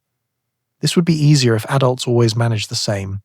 By evening, the base lights come on, the flag stirs, the club fills with voices, and somewhere beyond the gate the local town continues its own life without needing your interpretation. You carry groceries home, perhaps proud of having used 3 foreign words correctly and only 1 incorrectly near a fishmonger. It is a small victory. International understanding, like supper, often begins with not pointing. Sunday morning finds you smoothing a dress, locating gloves, brushing a child's hair, and preparing to sit beneath the calm gaze of a base chapel ceiling that has seen many families perform steadiness. The chapel in a 1950s military community can offer comfort, routine, music, news, childcare contacts, grief softened by company, and a place where absence can be acknowledged without making the whole room turn toward you. It can also become part of the social map, where attendance, clothing, children's behavior, and whom you greet after the service all quietly matter. You may arrive, seeking peace, and find it. You may also find that peace has a receiving line and would like everyone to notice your hat. The morning begins with soap, stockings, and negotiation. One child resists the comb. Another has misplaced a shoe in an act of spiritual independence. Your husband, if home, may be in uniform or a suit, depending on service, custom, assignment, and the day's expectations. If he is away, you gather the children alone and discover that getting a family to chapel without visible disorder is one of the lesser-known logistical achievements of military life. The car smells of vinyl, cold air, talcum powder, and the faint threat of a child becoming sticky before arrival. Outside the chapel, families move in soft Sunday formation. Men in uniform or jackets, women in dresses and gloves, children with hair disciplined into temporary obedience, babies carried like small, unpredictable officers. The base chapel itself may be simple, practical, and shared by different denominations according to schedule, with Protestant services, Catholic Mass, Jewish services where available, and chaplains moving through the spiritual needs of a military population that is never as uniform as the uniforms suggest. Religion in the military community is not merely private devotion. It is also routine, support, respectability, and a place where families can gather without needing to explain why they look tired.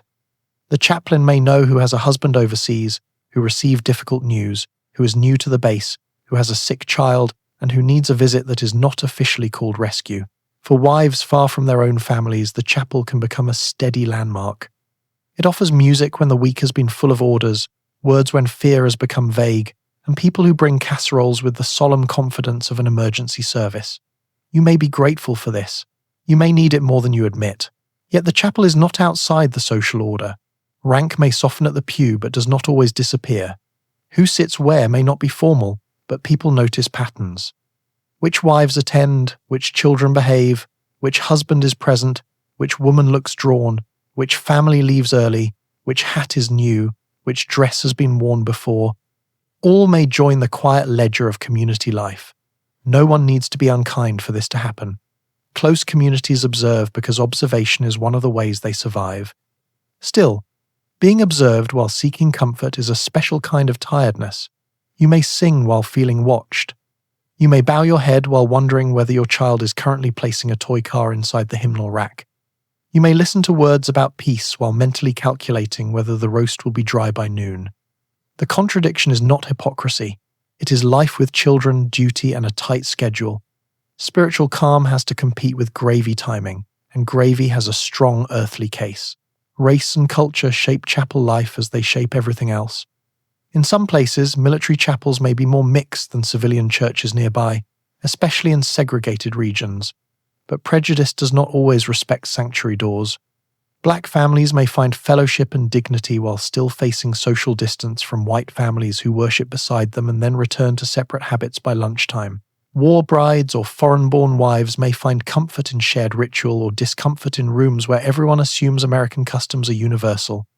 A Catholic wife, a Protestant wife, a Jewish wife, and a wife who attends mainly because the community expects it may all sit under the same roof and hear different things. The chapel gathers them, but it does not make their burdens identical. After the service, the true social portion begins. You greet people, accept compliments on the children if the children have earned them or concealed evidence, ask after a husband overseas, hear about a meeting, promise to help with a collection, and perhaps receive the news that there will be coffee in the hall. There is always coffee somewhere. You may find real tenderness there. A hand on your arm, a quiet word, a woman who says she knows what waiting feels like and does not require you to describe it. You may also find 2 new obligations and a reminder about the bake sale.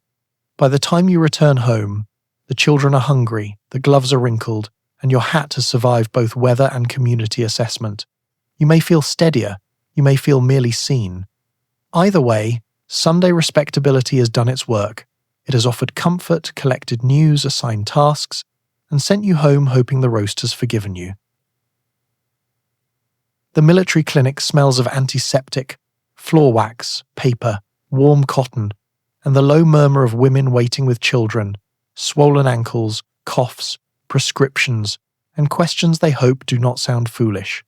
Pregnancy, childbirth, pediatric care, vaccinations, and ordinary illness all pass through military systems that can be efficient, impersonal, reassuring, or bewildering depending on the place, the doctor, the nurse, and the day. You are grateful for care, especially when money is tight, but gratitude does not make the waiting room chairs softer. Your body may be private in theory, but the clipboard has arrived with forms, and forms have never been sentimental. You sit with your handbag on your lap, a child pressed against your knee, and the feeling that every woman in the room is quietly negotiating with her own body while pretending the magazine on the table is interesting. The clinic waiting room has its own weather. Babies fuss, toddlers drop toys, a nurse calls names with crisp efficiency, shoes squeak on polished floors. Somewhere behind a door, metal instruments clink with the cold little confidence of objects that have never had to explain themselves to a husband. Military medical care can be a blessing for families who might otherwise struggle with civilian costs, especially when babies arrive, children fall ill, or a pregnancy needs attention. The system offers doctors, nurses, vaccinations, checkups, prescriptions, and emergency care, though the quality and warmth of that care can vary by base, branch, location, staffing, and era. You may be relieved to have access. You may also feel processed, numbered, scheduled, and asked the same question by 3 people holding paper. In the 1950s, pregnancy and motherhood are treated as both ordinary domestic destiny and medical business. You may be expected to accept advice with gratitude, whether it comes from a doctor, nurse, mother-in-law, older neighbor, women's magazine, pamphlet, or the wife down the street whose confidence suggests she has personally invented childbirth. At prenatal visits, you are weighed, measured, asked about symptoms, given instructions, and occasionally spoken to in the gentle but firm tone reserved for women, children, and appliances with unclear settings. You may be told to rest, eat properly, gain enough but not too much, avoid strain, continue managing the household somehow, and remain cheerful because cheerfulness has always been prescribed freely by people who do not have to bend over a laundry basket in their 8th month. Childbirth may take place in a military hospital, a civilian hospital near the base, or another available facility depending on assignment and circumstances. Fathers are usually not present in the delivery room in the way later generations may expect. Nurses may be kind, doctors may be skilled, rules may be rigid, pain may be managed according to the habits of the institution, and your preferences may not be invited to sit near the chart. Afterward, you may be handed a baby, instructions, paperwork, and the quiet cultural assumption that motherhood will now unfold naturally, as if nature has ever filled out immunization forms. Pediatric care brings you back again and again. Vaccinations, fevers, coughs, earaches, measles, scares, scraped knees, rashes, and the mysterious ailments children develop whenever your husband is away, all find their way to the clinic. You learn to pack diapers, bottles, crackers, toys, and patience, though patience is the one item most likely to be used up before your name is called. The nurses may become familiar figures, part medical staff and part unofficial witnesses to the base's private life. They see who is exhausted, who is frightened, who is proud, who has too many children and not enough sleep, who needs reassurance more than medicine. Sometimes they give it. Sometimes they are too busy to do anything but move the line along. You do not blame them exactly. The clipboard has many dependents. There are also the delicate matters wives may hesitate to raise.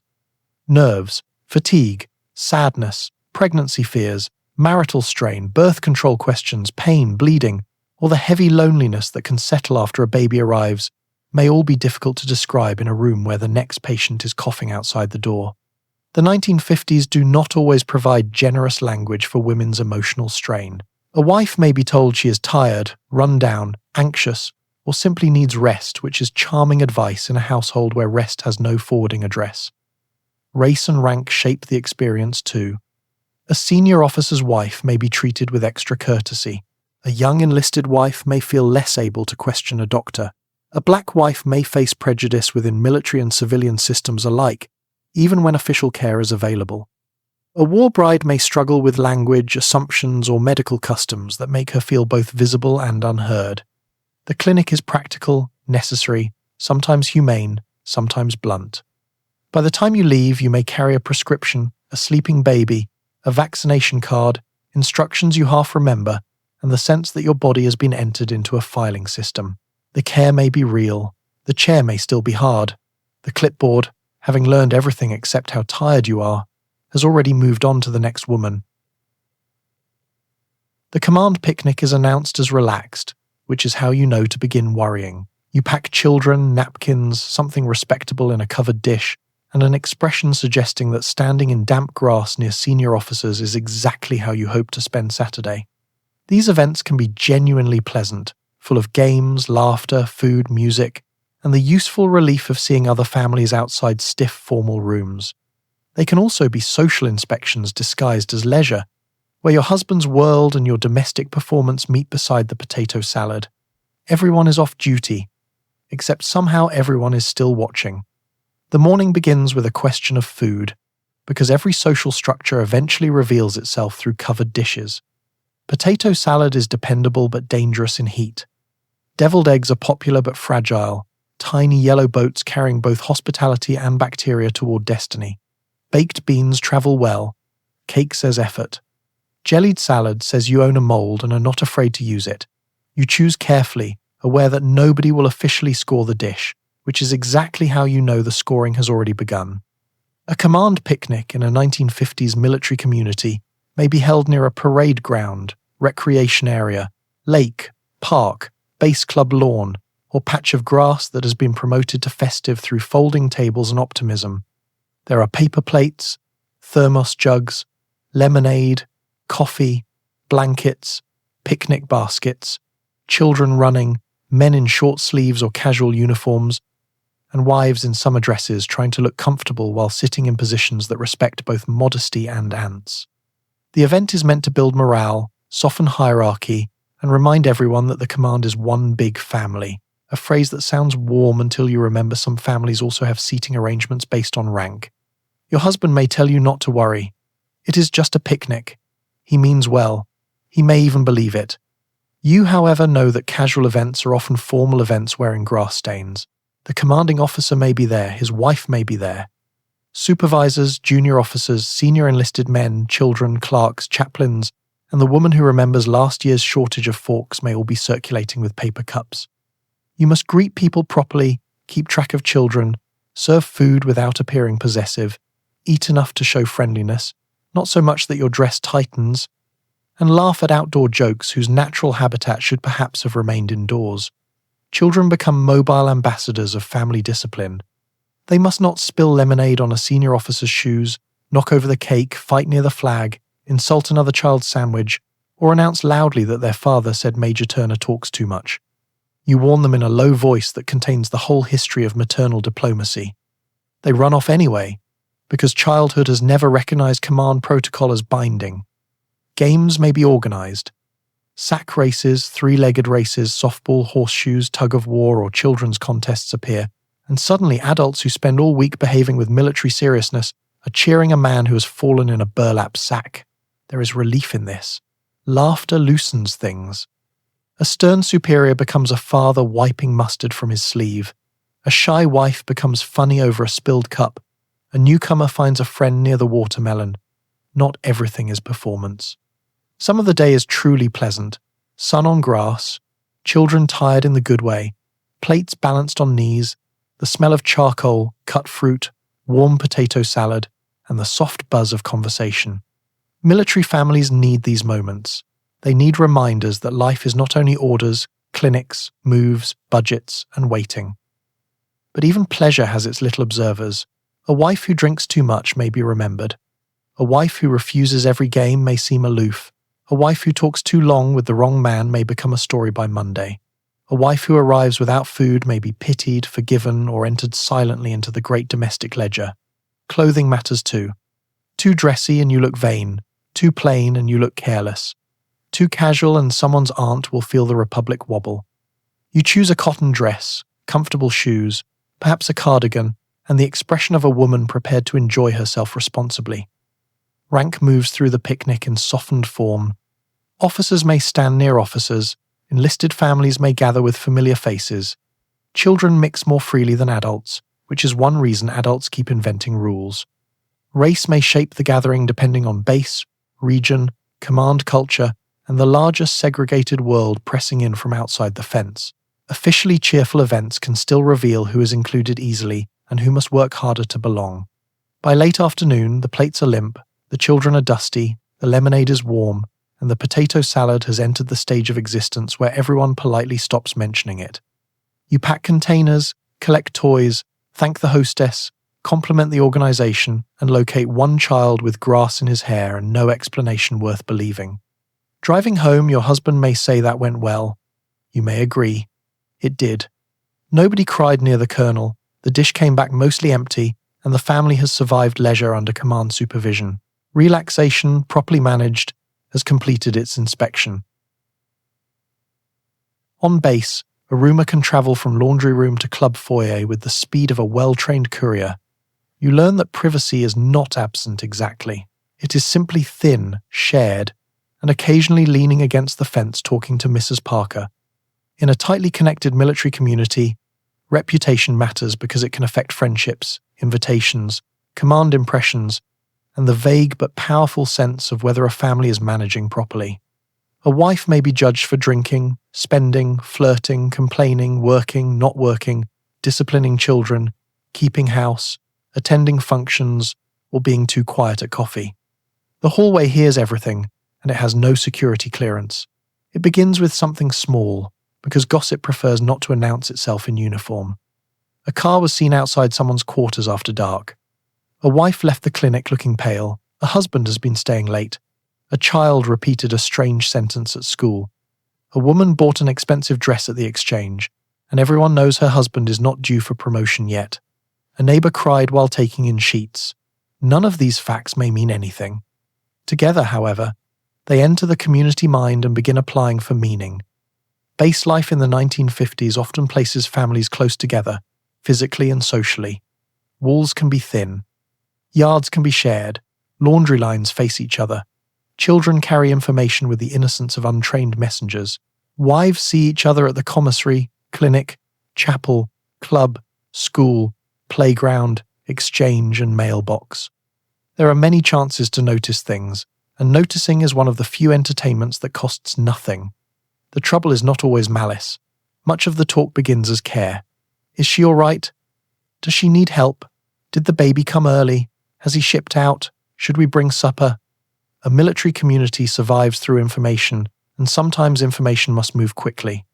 If a family is in trouble, neighbours may act before official channels know where to park. Women bring food, watch children, lend money, share rides, and quietly protect someone from embarrassment. The same network that spreads rumour can also deliver mercy. History is inconsiderate in this way. It refuses to make one system entirely good or entirely bad. But reputation once involved becomes harder to manage. You learn what can be said and what must be wrapped carefully. A complaint about housing may be ordinary frustration, or it may be taken as poor morale. A sharp remark about command may be understandable, or it may arrive at the wrong ears wearing shoes. A tired refusal to attend a coffee may be private exhaustion, or it may become evidence that you think yourself above the group. A friendly conversation with a man not your husband may be innocent, or it may enter the laundry line with added weather. Women are expected to be sociable but not loose, helpful but not intrusive, cheerful but not silly, honest but not frank enough to frighten the furniture. It is an extremely narrow hallway, and the hallway is listening. Rank complicates the sound. If your husband's career may be affected by impressions, then your behaviour becomes part of the family's unofficial file. Nobody writes, Miss us. Wilson looked annoyed at the picnic, but someone remembers. Nobody adds children noisy near quarters to a service record, but a commander's wife may have opinions, and opinions have been known to find transportation. This does not mean every base is a nest of spies. Many families are kind, busy, and too tired for theatrical judgment, but close living makes reputation practical. People want to know who can be trusted with children, who pays debts, who drinks too much, who repeats confidences, who needs help, who might embarrass the group, and who always returns casserole dishes with a suspicious delay. Working wives face their own scrutiny. In some military communities, a wife taking paid work may be admired for helping the budget or judged for neglecting home, depending on rank, class, need, and local attitudes. A wife who does not work may be judged for idleness if the house looks poor, or praised for devotion if the curtains behave. Black wives face a heavier double standard in many places, watched through racism as well as military expectation. War brides may be studied as curiosities, their accents, cooking, clothing, and manners turned into public material by people who confuse curiosity with welcome. Reputation is not distributed equally. Some women are allowed eccentricity. Others are expected to be grateful for tolerance and careful with every spoon. You adapt. You learn to lower your voice near open windows. You learn which neighbor can keep a confidence and which one turns secrets into community service. You learn to say, "I had not heard," with a face that can survive questioning. You learn to offer help without feeding speculation.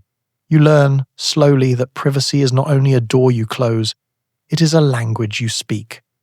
By evening, the hallway quiets, but not completely. Footsteps pass, a screen door shuts.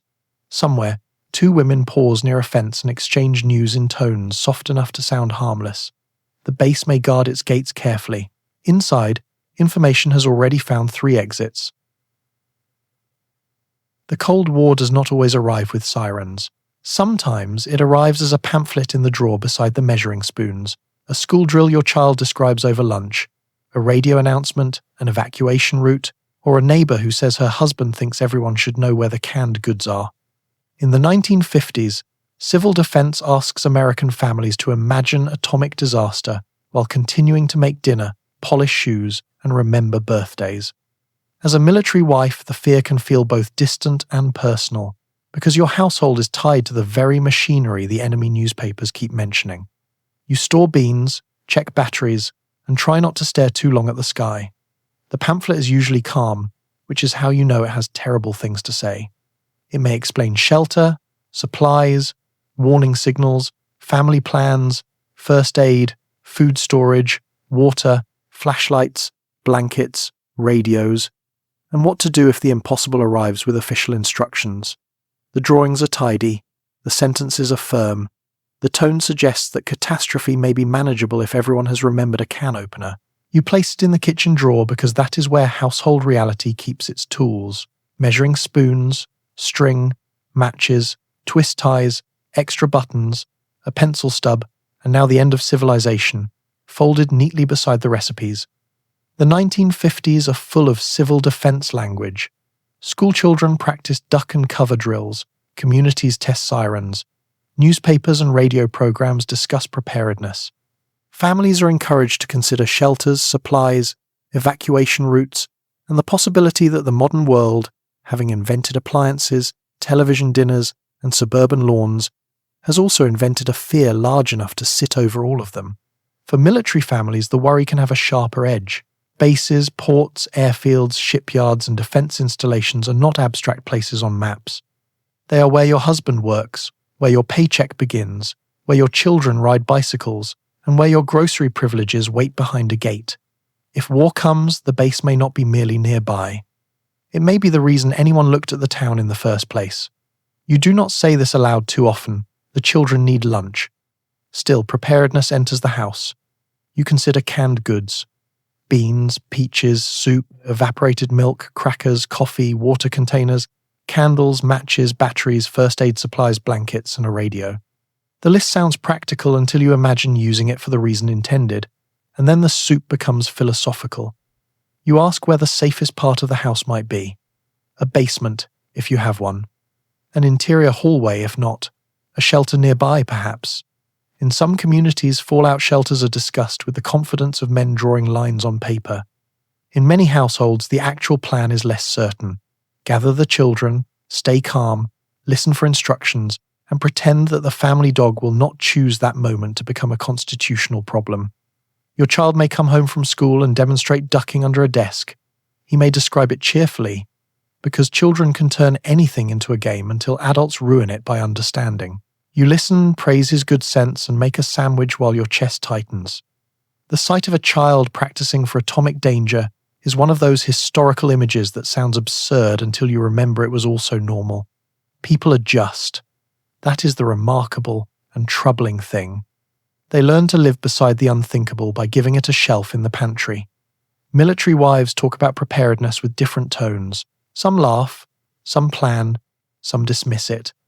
Some quietly stock extra supplies without mentioning why. A neighbor may say her husband heard the base has a better plan than the town. Another may say, no plan matters if the target is close enough. Someone else may insist morale requires confidence, which is a useful phrase when fear has entered without wiping its feet. The government language of preparedness can be reassuring and unsettling at once. It gives you something to do. It also confirms there is something to fear. You may attend a briefing, read a bulletin, or listen to a radio program that makes calmness sound like a civic duty. Calmness is useful. It is also another form of labor. You must manage not only food, children, uniforms, letters, money, and social appearances, but also the household's relationship with possible annihilation, preferably without upsetting supper. Race and class shape preparedness too.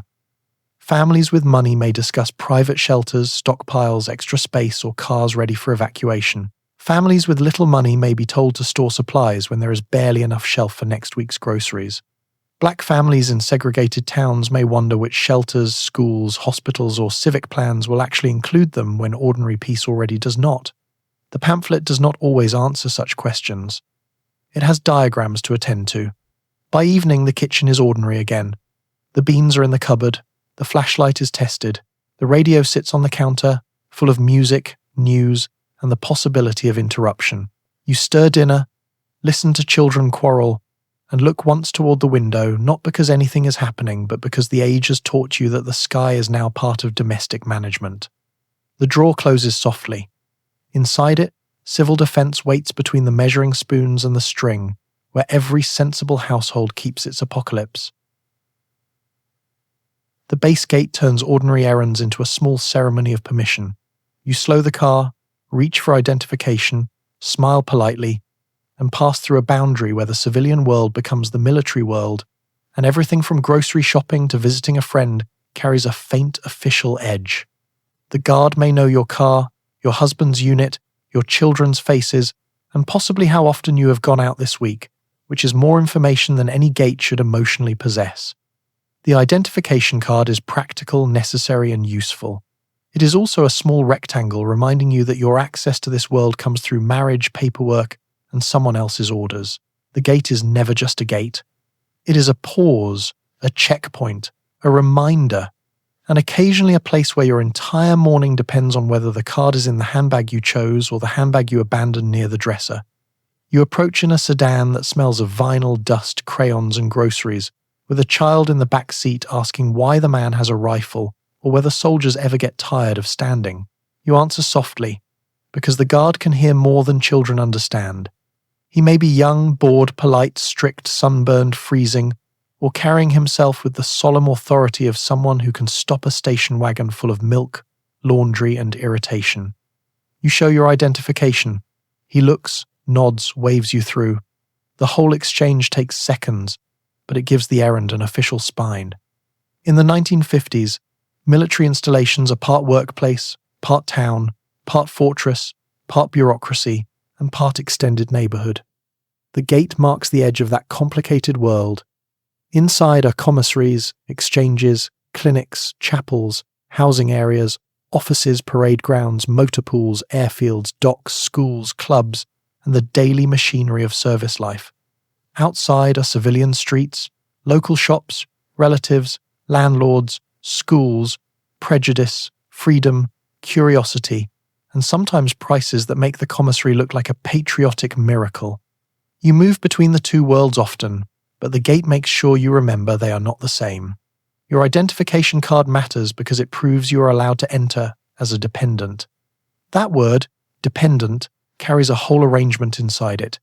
It can mean benefits, access, medical care, shopping privileges, housing eligibility, and transportation in certain circumstances.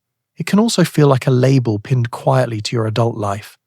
You are responsible for meals, children, bills, moves, social obligations, health appointments, and the emotional maintenance of a household under orders.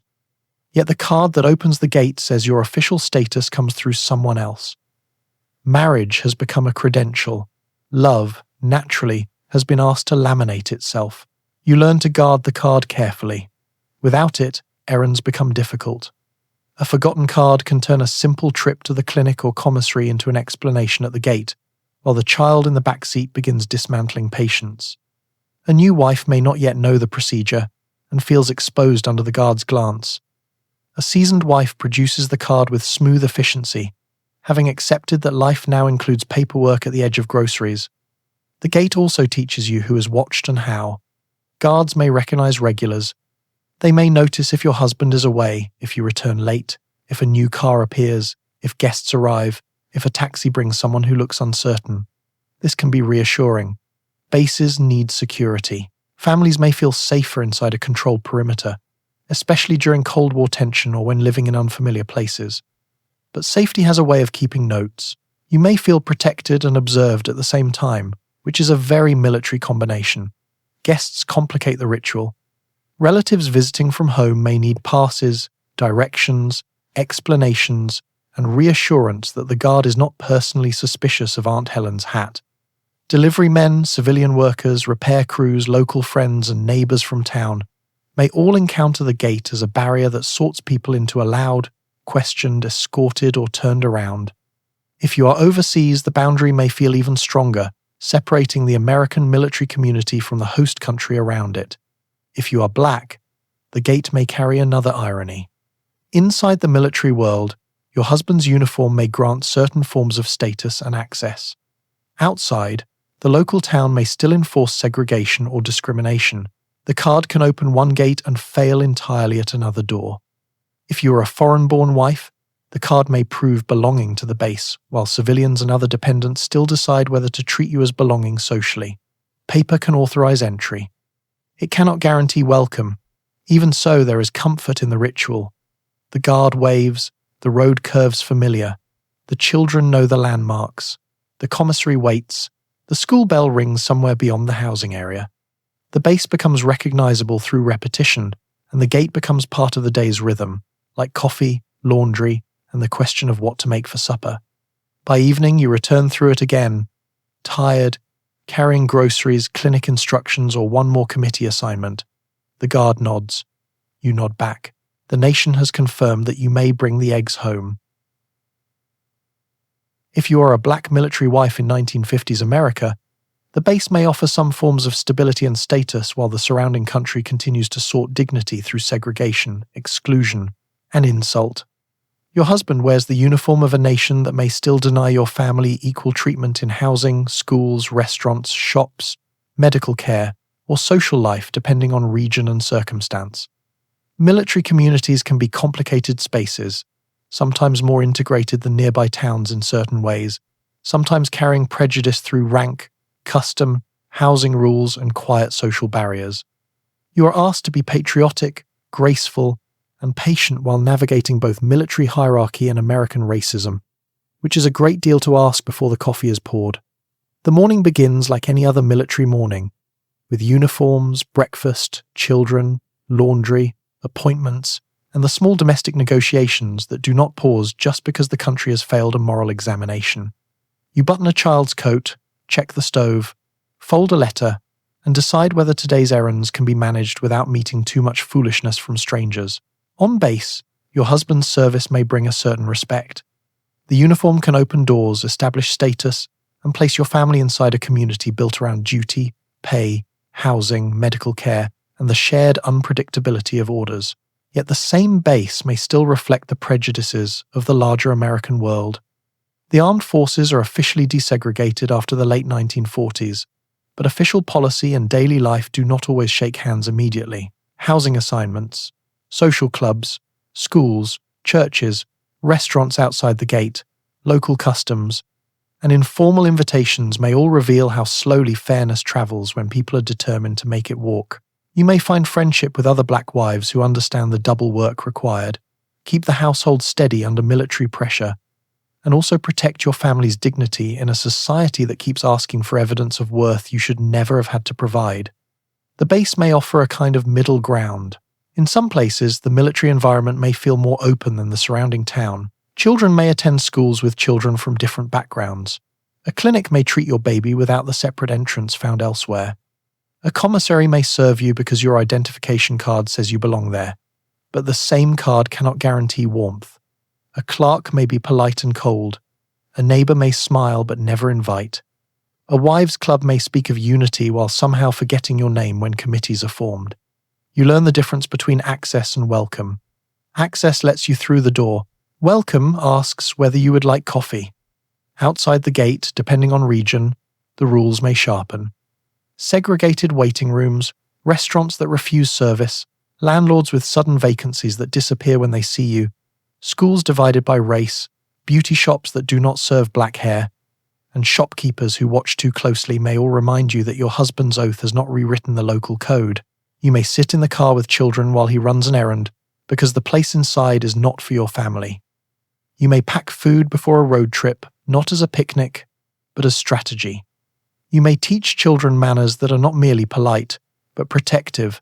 Say yes, ma'am. Say no, sir. Do not talk back. Stay close. Keep your hands where people can see them. Do not give anyone a reason, though you know reasons are sometimes invented by people who came prepared. This is an exhausting kind of motherhood, managing both ordinary childhood and the world's unreasonable imagination.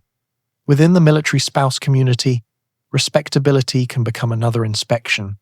You may feel pressure to keep the house especially neat, the children especially polished, your tone especially calm, your dress especially proper, because any mistake may be treated not as human but representative. A white wife may be untidy and become merely overwhelmed. You may be untidy and become a lesson in someone else's prejudice.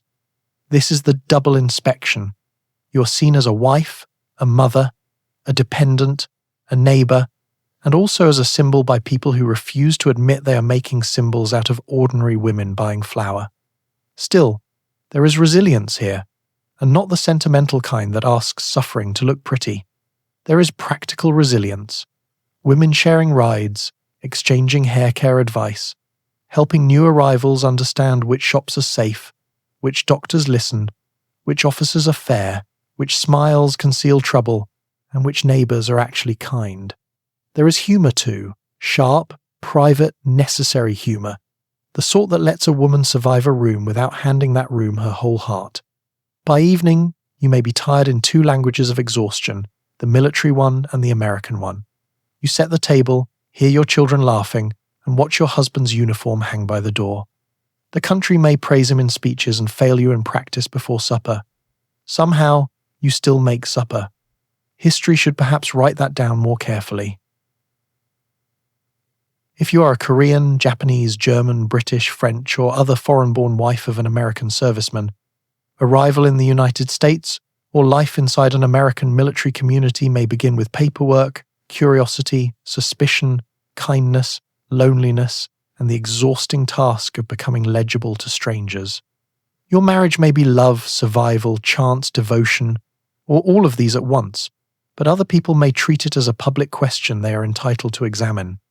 You learn new food, new language, new weather, new manners, and new silences, while neighbors decide whether to welcome you, study you, pity you, or misunderstand you over gelatin salad. Assimilation apparently has a casserole schedule. The suitcase is never only a suitcase. It holds dresses folded around memory, letters from home, papers with official stamps, photographs, a comb, perhaps a recipe written in a language the new neighbors cannot read, and the private knowledge that everyone else's curiosity can become very heavy by mid-afternoon. War brides are not one kind of woman. Some marry after the Second World War, some after service in Korea, some after occupation duty, some after postings in Europe or Asia where loneliness, work, youth, affection, chance, and history all find themselves in the same room. Some arrive with fluent English and confidence. Some arrive with a handful of phrases and a husband who has promised that everyone will be kind, which is a lovely promise and an ambitious one for an entire country. You may step into an American military community and find help immediately. A neighbor brings coffee, another explains the commissary. A nurse speaks slowly but not unkindly. A senior wife introduces you at a club meeting and rescues you from a conversation that has begun circling your accent like a curious dog. There is genuine warmth in many places, and sometimes women who have also been lonely recognize loneliness faster than any official form. But welcome may come wrapped in examination. People ask where you are from, how you met, whether your family approved, whether you like America, whether you can cook American food, whether your husband met you during the war, whether things are very different over there, and whether your children will speak English. They may mean well. They may also be treating your life as an exhibit with refreshments. If you are Japanese or Korean, you may face anti-Asian prejudice sharpened by war, occupation, propaganda, and old exclusionary attitudes that do not disappear because a marriage certificate looks official. If you are German, you may encounter suspicion shaped by recent memory.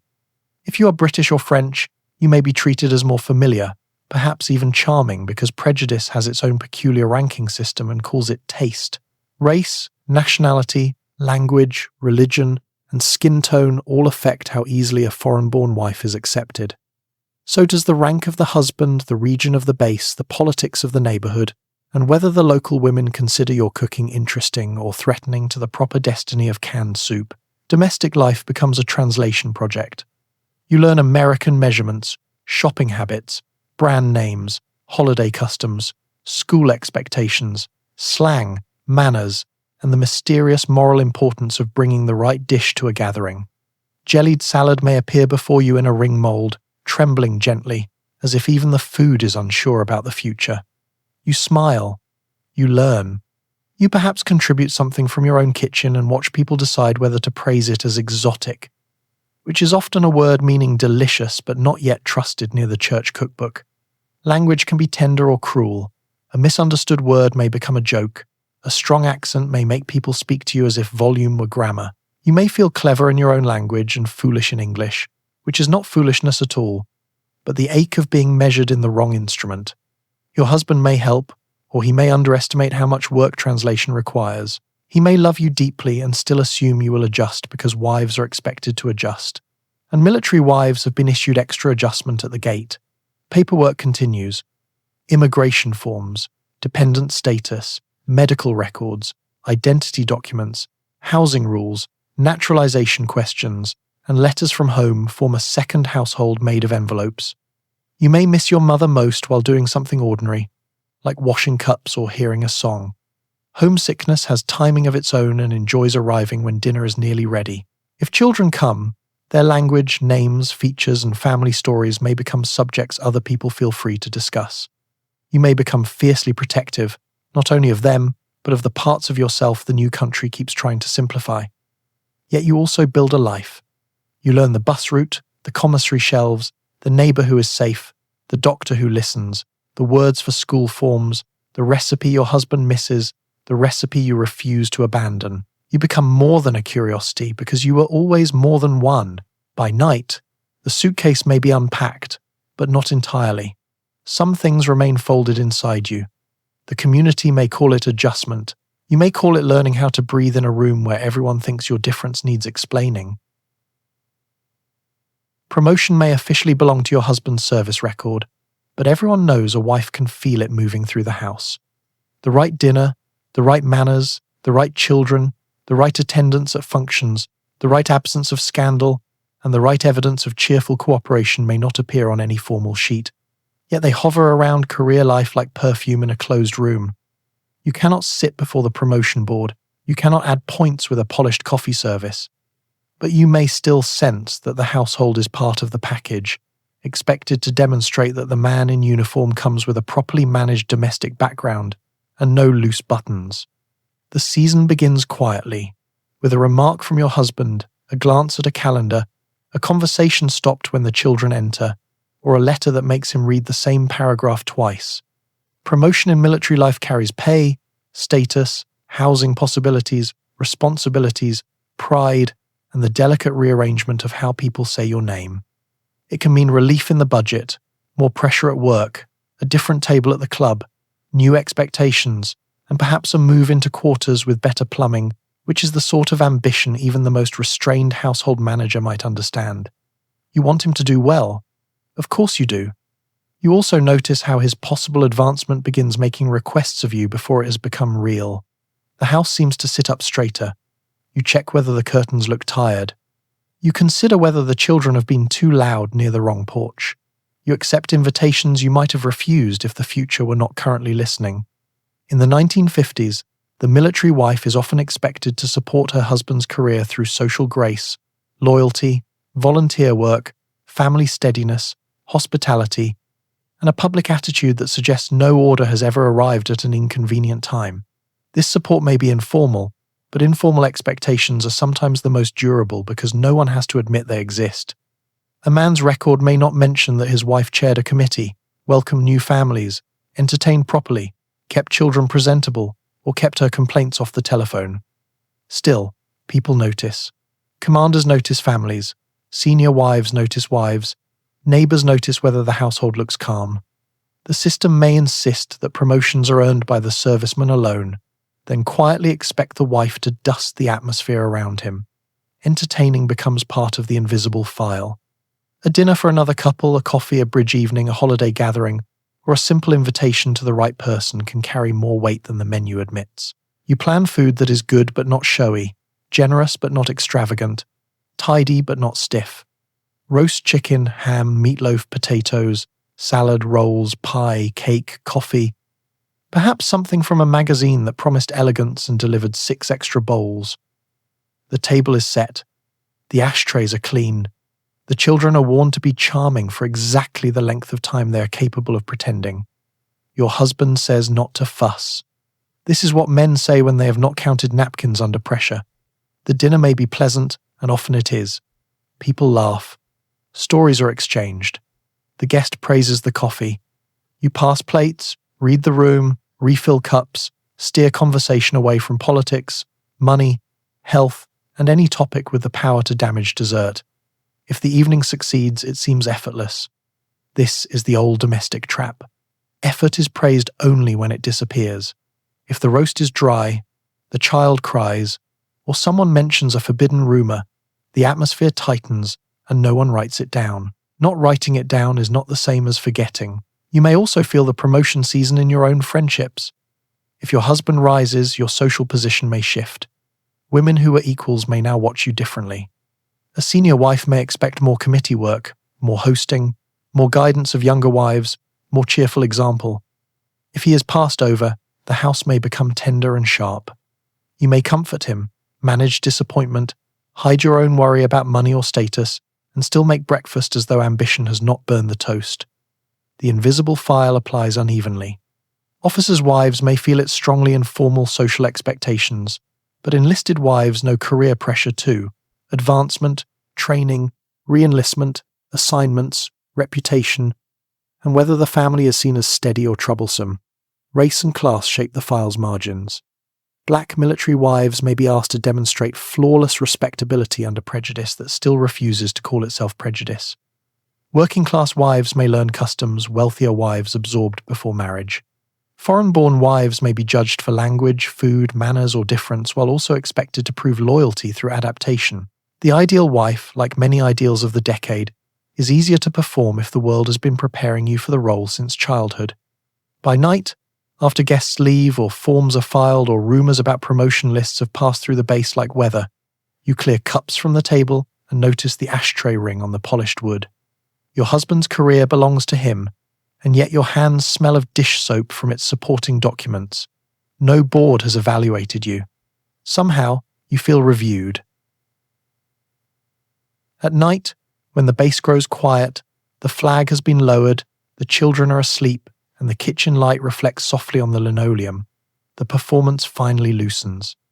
The uniform is hung, the lunch tins are washed, the letter is folded, the bills are stacked, and the house exhales in small domestic sounds. You may be proud, you may be lonely, you may feel lucky, trapped, useful, invisible, grateful, resentful, or simply tired enough to stop naming anything. Being a military wife in the 1950s means living beside service without always being counted as serving, carrying orders you did not receive, and turning uncertainty into a home neat enough that others could call it strength. The day leaves slowly. It does not vanish all at once, because military domestic life has too many little objects that need closing, rinsing, folding, hanging, wiping, and remembering. The coffee pot must be emptied. The school papers must be signed. The shoes must be placed where mourning will not become a search party. A shirt may need soaking. A hem may need stitching. A grocery list may need revising because children continue to eat with the confidence of people unaware of allowances. Outside, the base settles into its nighttime rhythm. A car passes, a screen door clicks. Somewhere, a radio plays low, a dog barks once, then thinks better of it. The flagpole rope taps softly in the dark, as if the whole installation is still fidgeting after bedtime. You stand at the sink, hands in warm water, and let the quiet come near. This is the hour when the public version of your life loosens. No one is watching your posture. No one is measuring your casserole. No one is reading your curtains for evidence of morale. The children sleep under blankets in rooms that may not be theirs for long.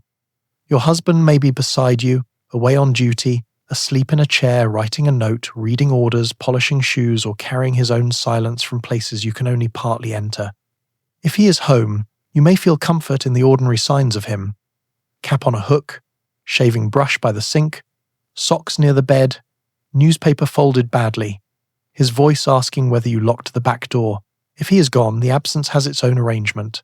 His chair, his photograph, his letters, the uniform not being worn, the sound that is not his car, the place in bed that does not warm. You learn to live with both presence and absence as if they are different weather systems moving through the same house. The world praises the visible soldier, sailor, airman, or marine. It has fewer words for the woman who keeps life breathable around him.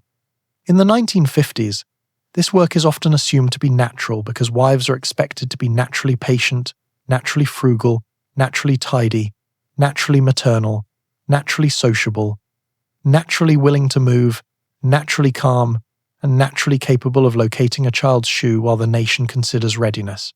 Natural is a convenient word. It makes labour disappear by pretending it grew in the yard. You know better. There was nothing automatic about the day. You managed money, meals, manners, laundry, children, fear, gossip, official forms, social expectations, and possibly the emotional meaning of a telegram that did not come.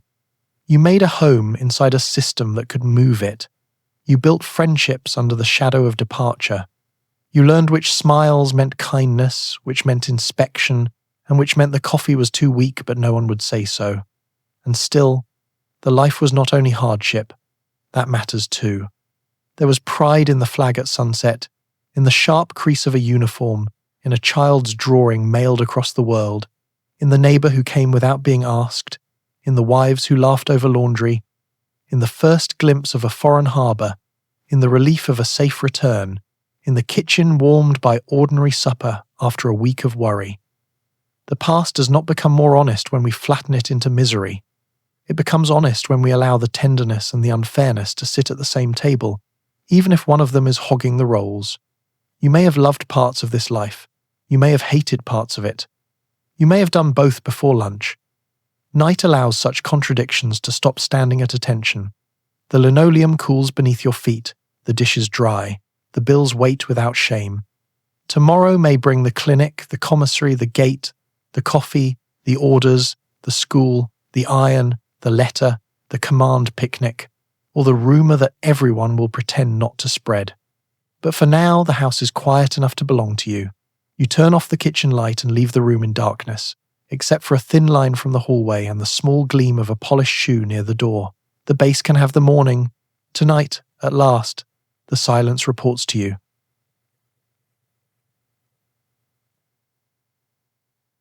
And now, you can let the base grow quiet. You have spent this long evening among government quarters, commissary lines, polished shoes, clipped lawns, coffee urns, chapel pews, folded letters, clinic clipboards, potato salad, identification cards, moving boxes, laundry lines, and all the small domestic ceremonies that made military life look steadier than it often felt. You have seen how the 1950s military wife could be asked to carry duty without a uniform, loneliness without complaint, pride without rest, and uncertainty with curtains properly hung.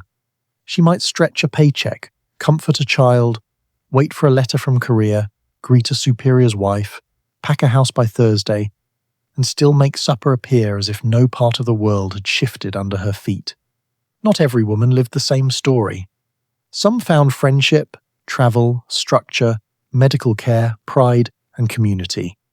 Others met prejudice, silence, exhaustion, homesickness, and the strange ache of being useful in ways no official record would count. And yet, through it all, so many kept homes breathing under orders they did not write. So tonight, perhaps you can feel grateful for the small modern comforts around you. A quiet room, a soft bed, a locked door, a phone that does not have to carry telegram dread, a home that may stay where it is a little longer. Not smugly, not as if the past were simple, but gently, with respect for the people who made warmth out of borrowed walls. Let the kitchen lights go out. Let the hallway settle. Let the flagpole rope stop tapping in your imagination. The uniforms are hung, the dishes are dry, the letters are folded, and the base can keep its morning inspections for later. For now, you are safe here, in your own quiet hours. Rest deeply, breathe slowly, and sleep well. Good night.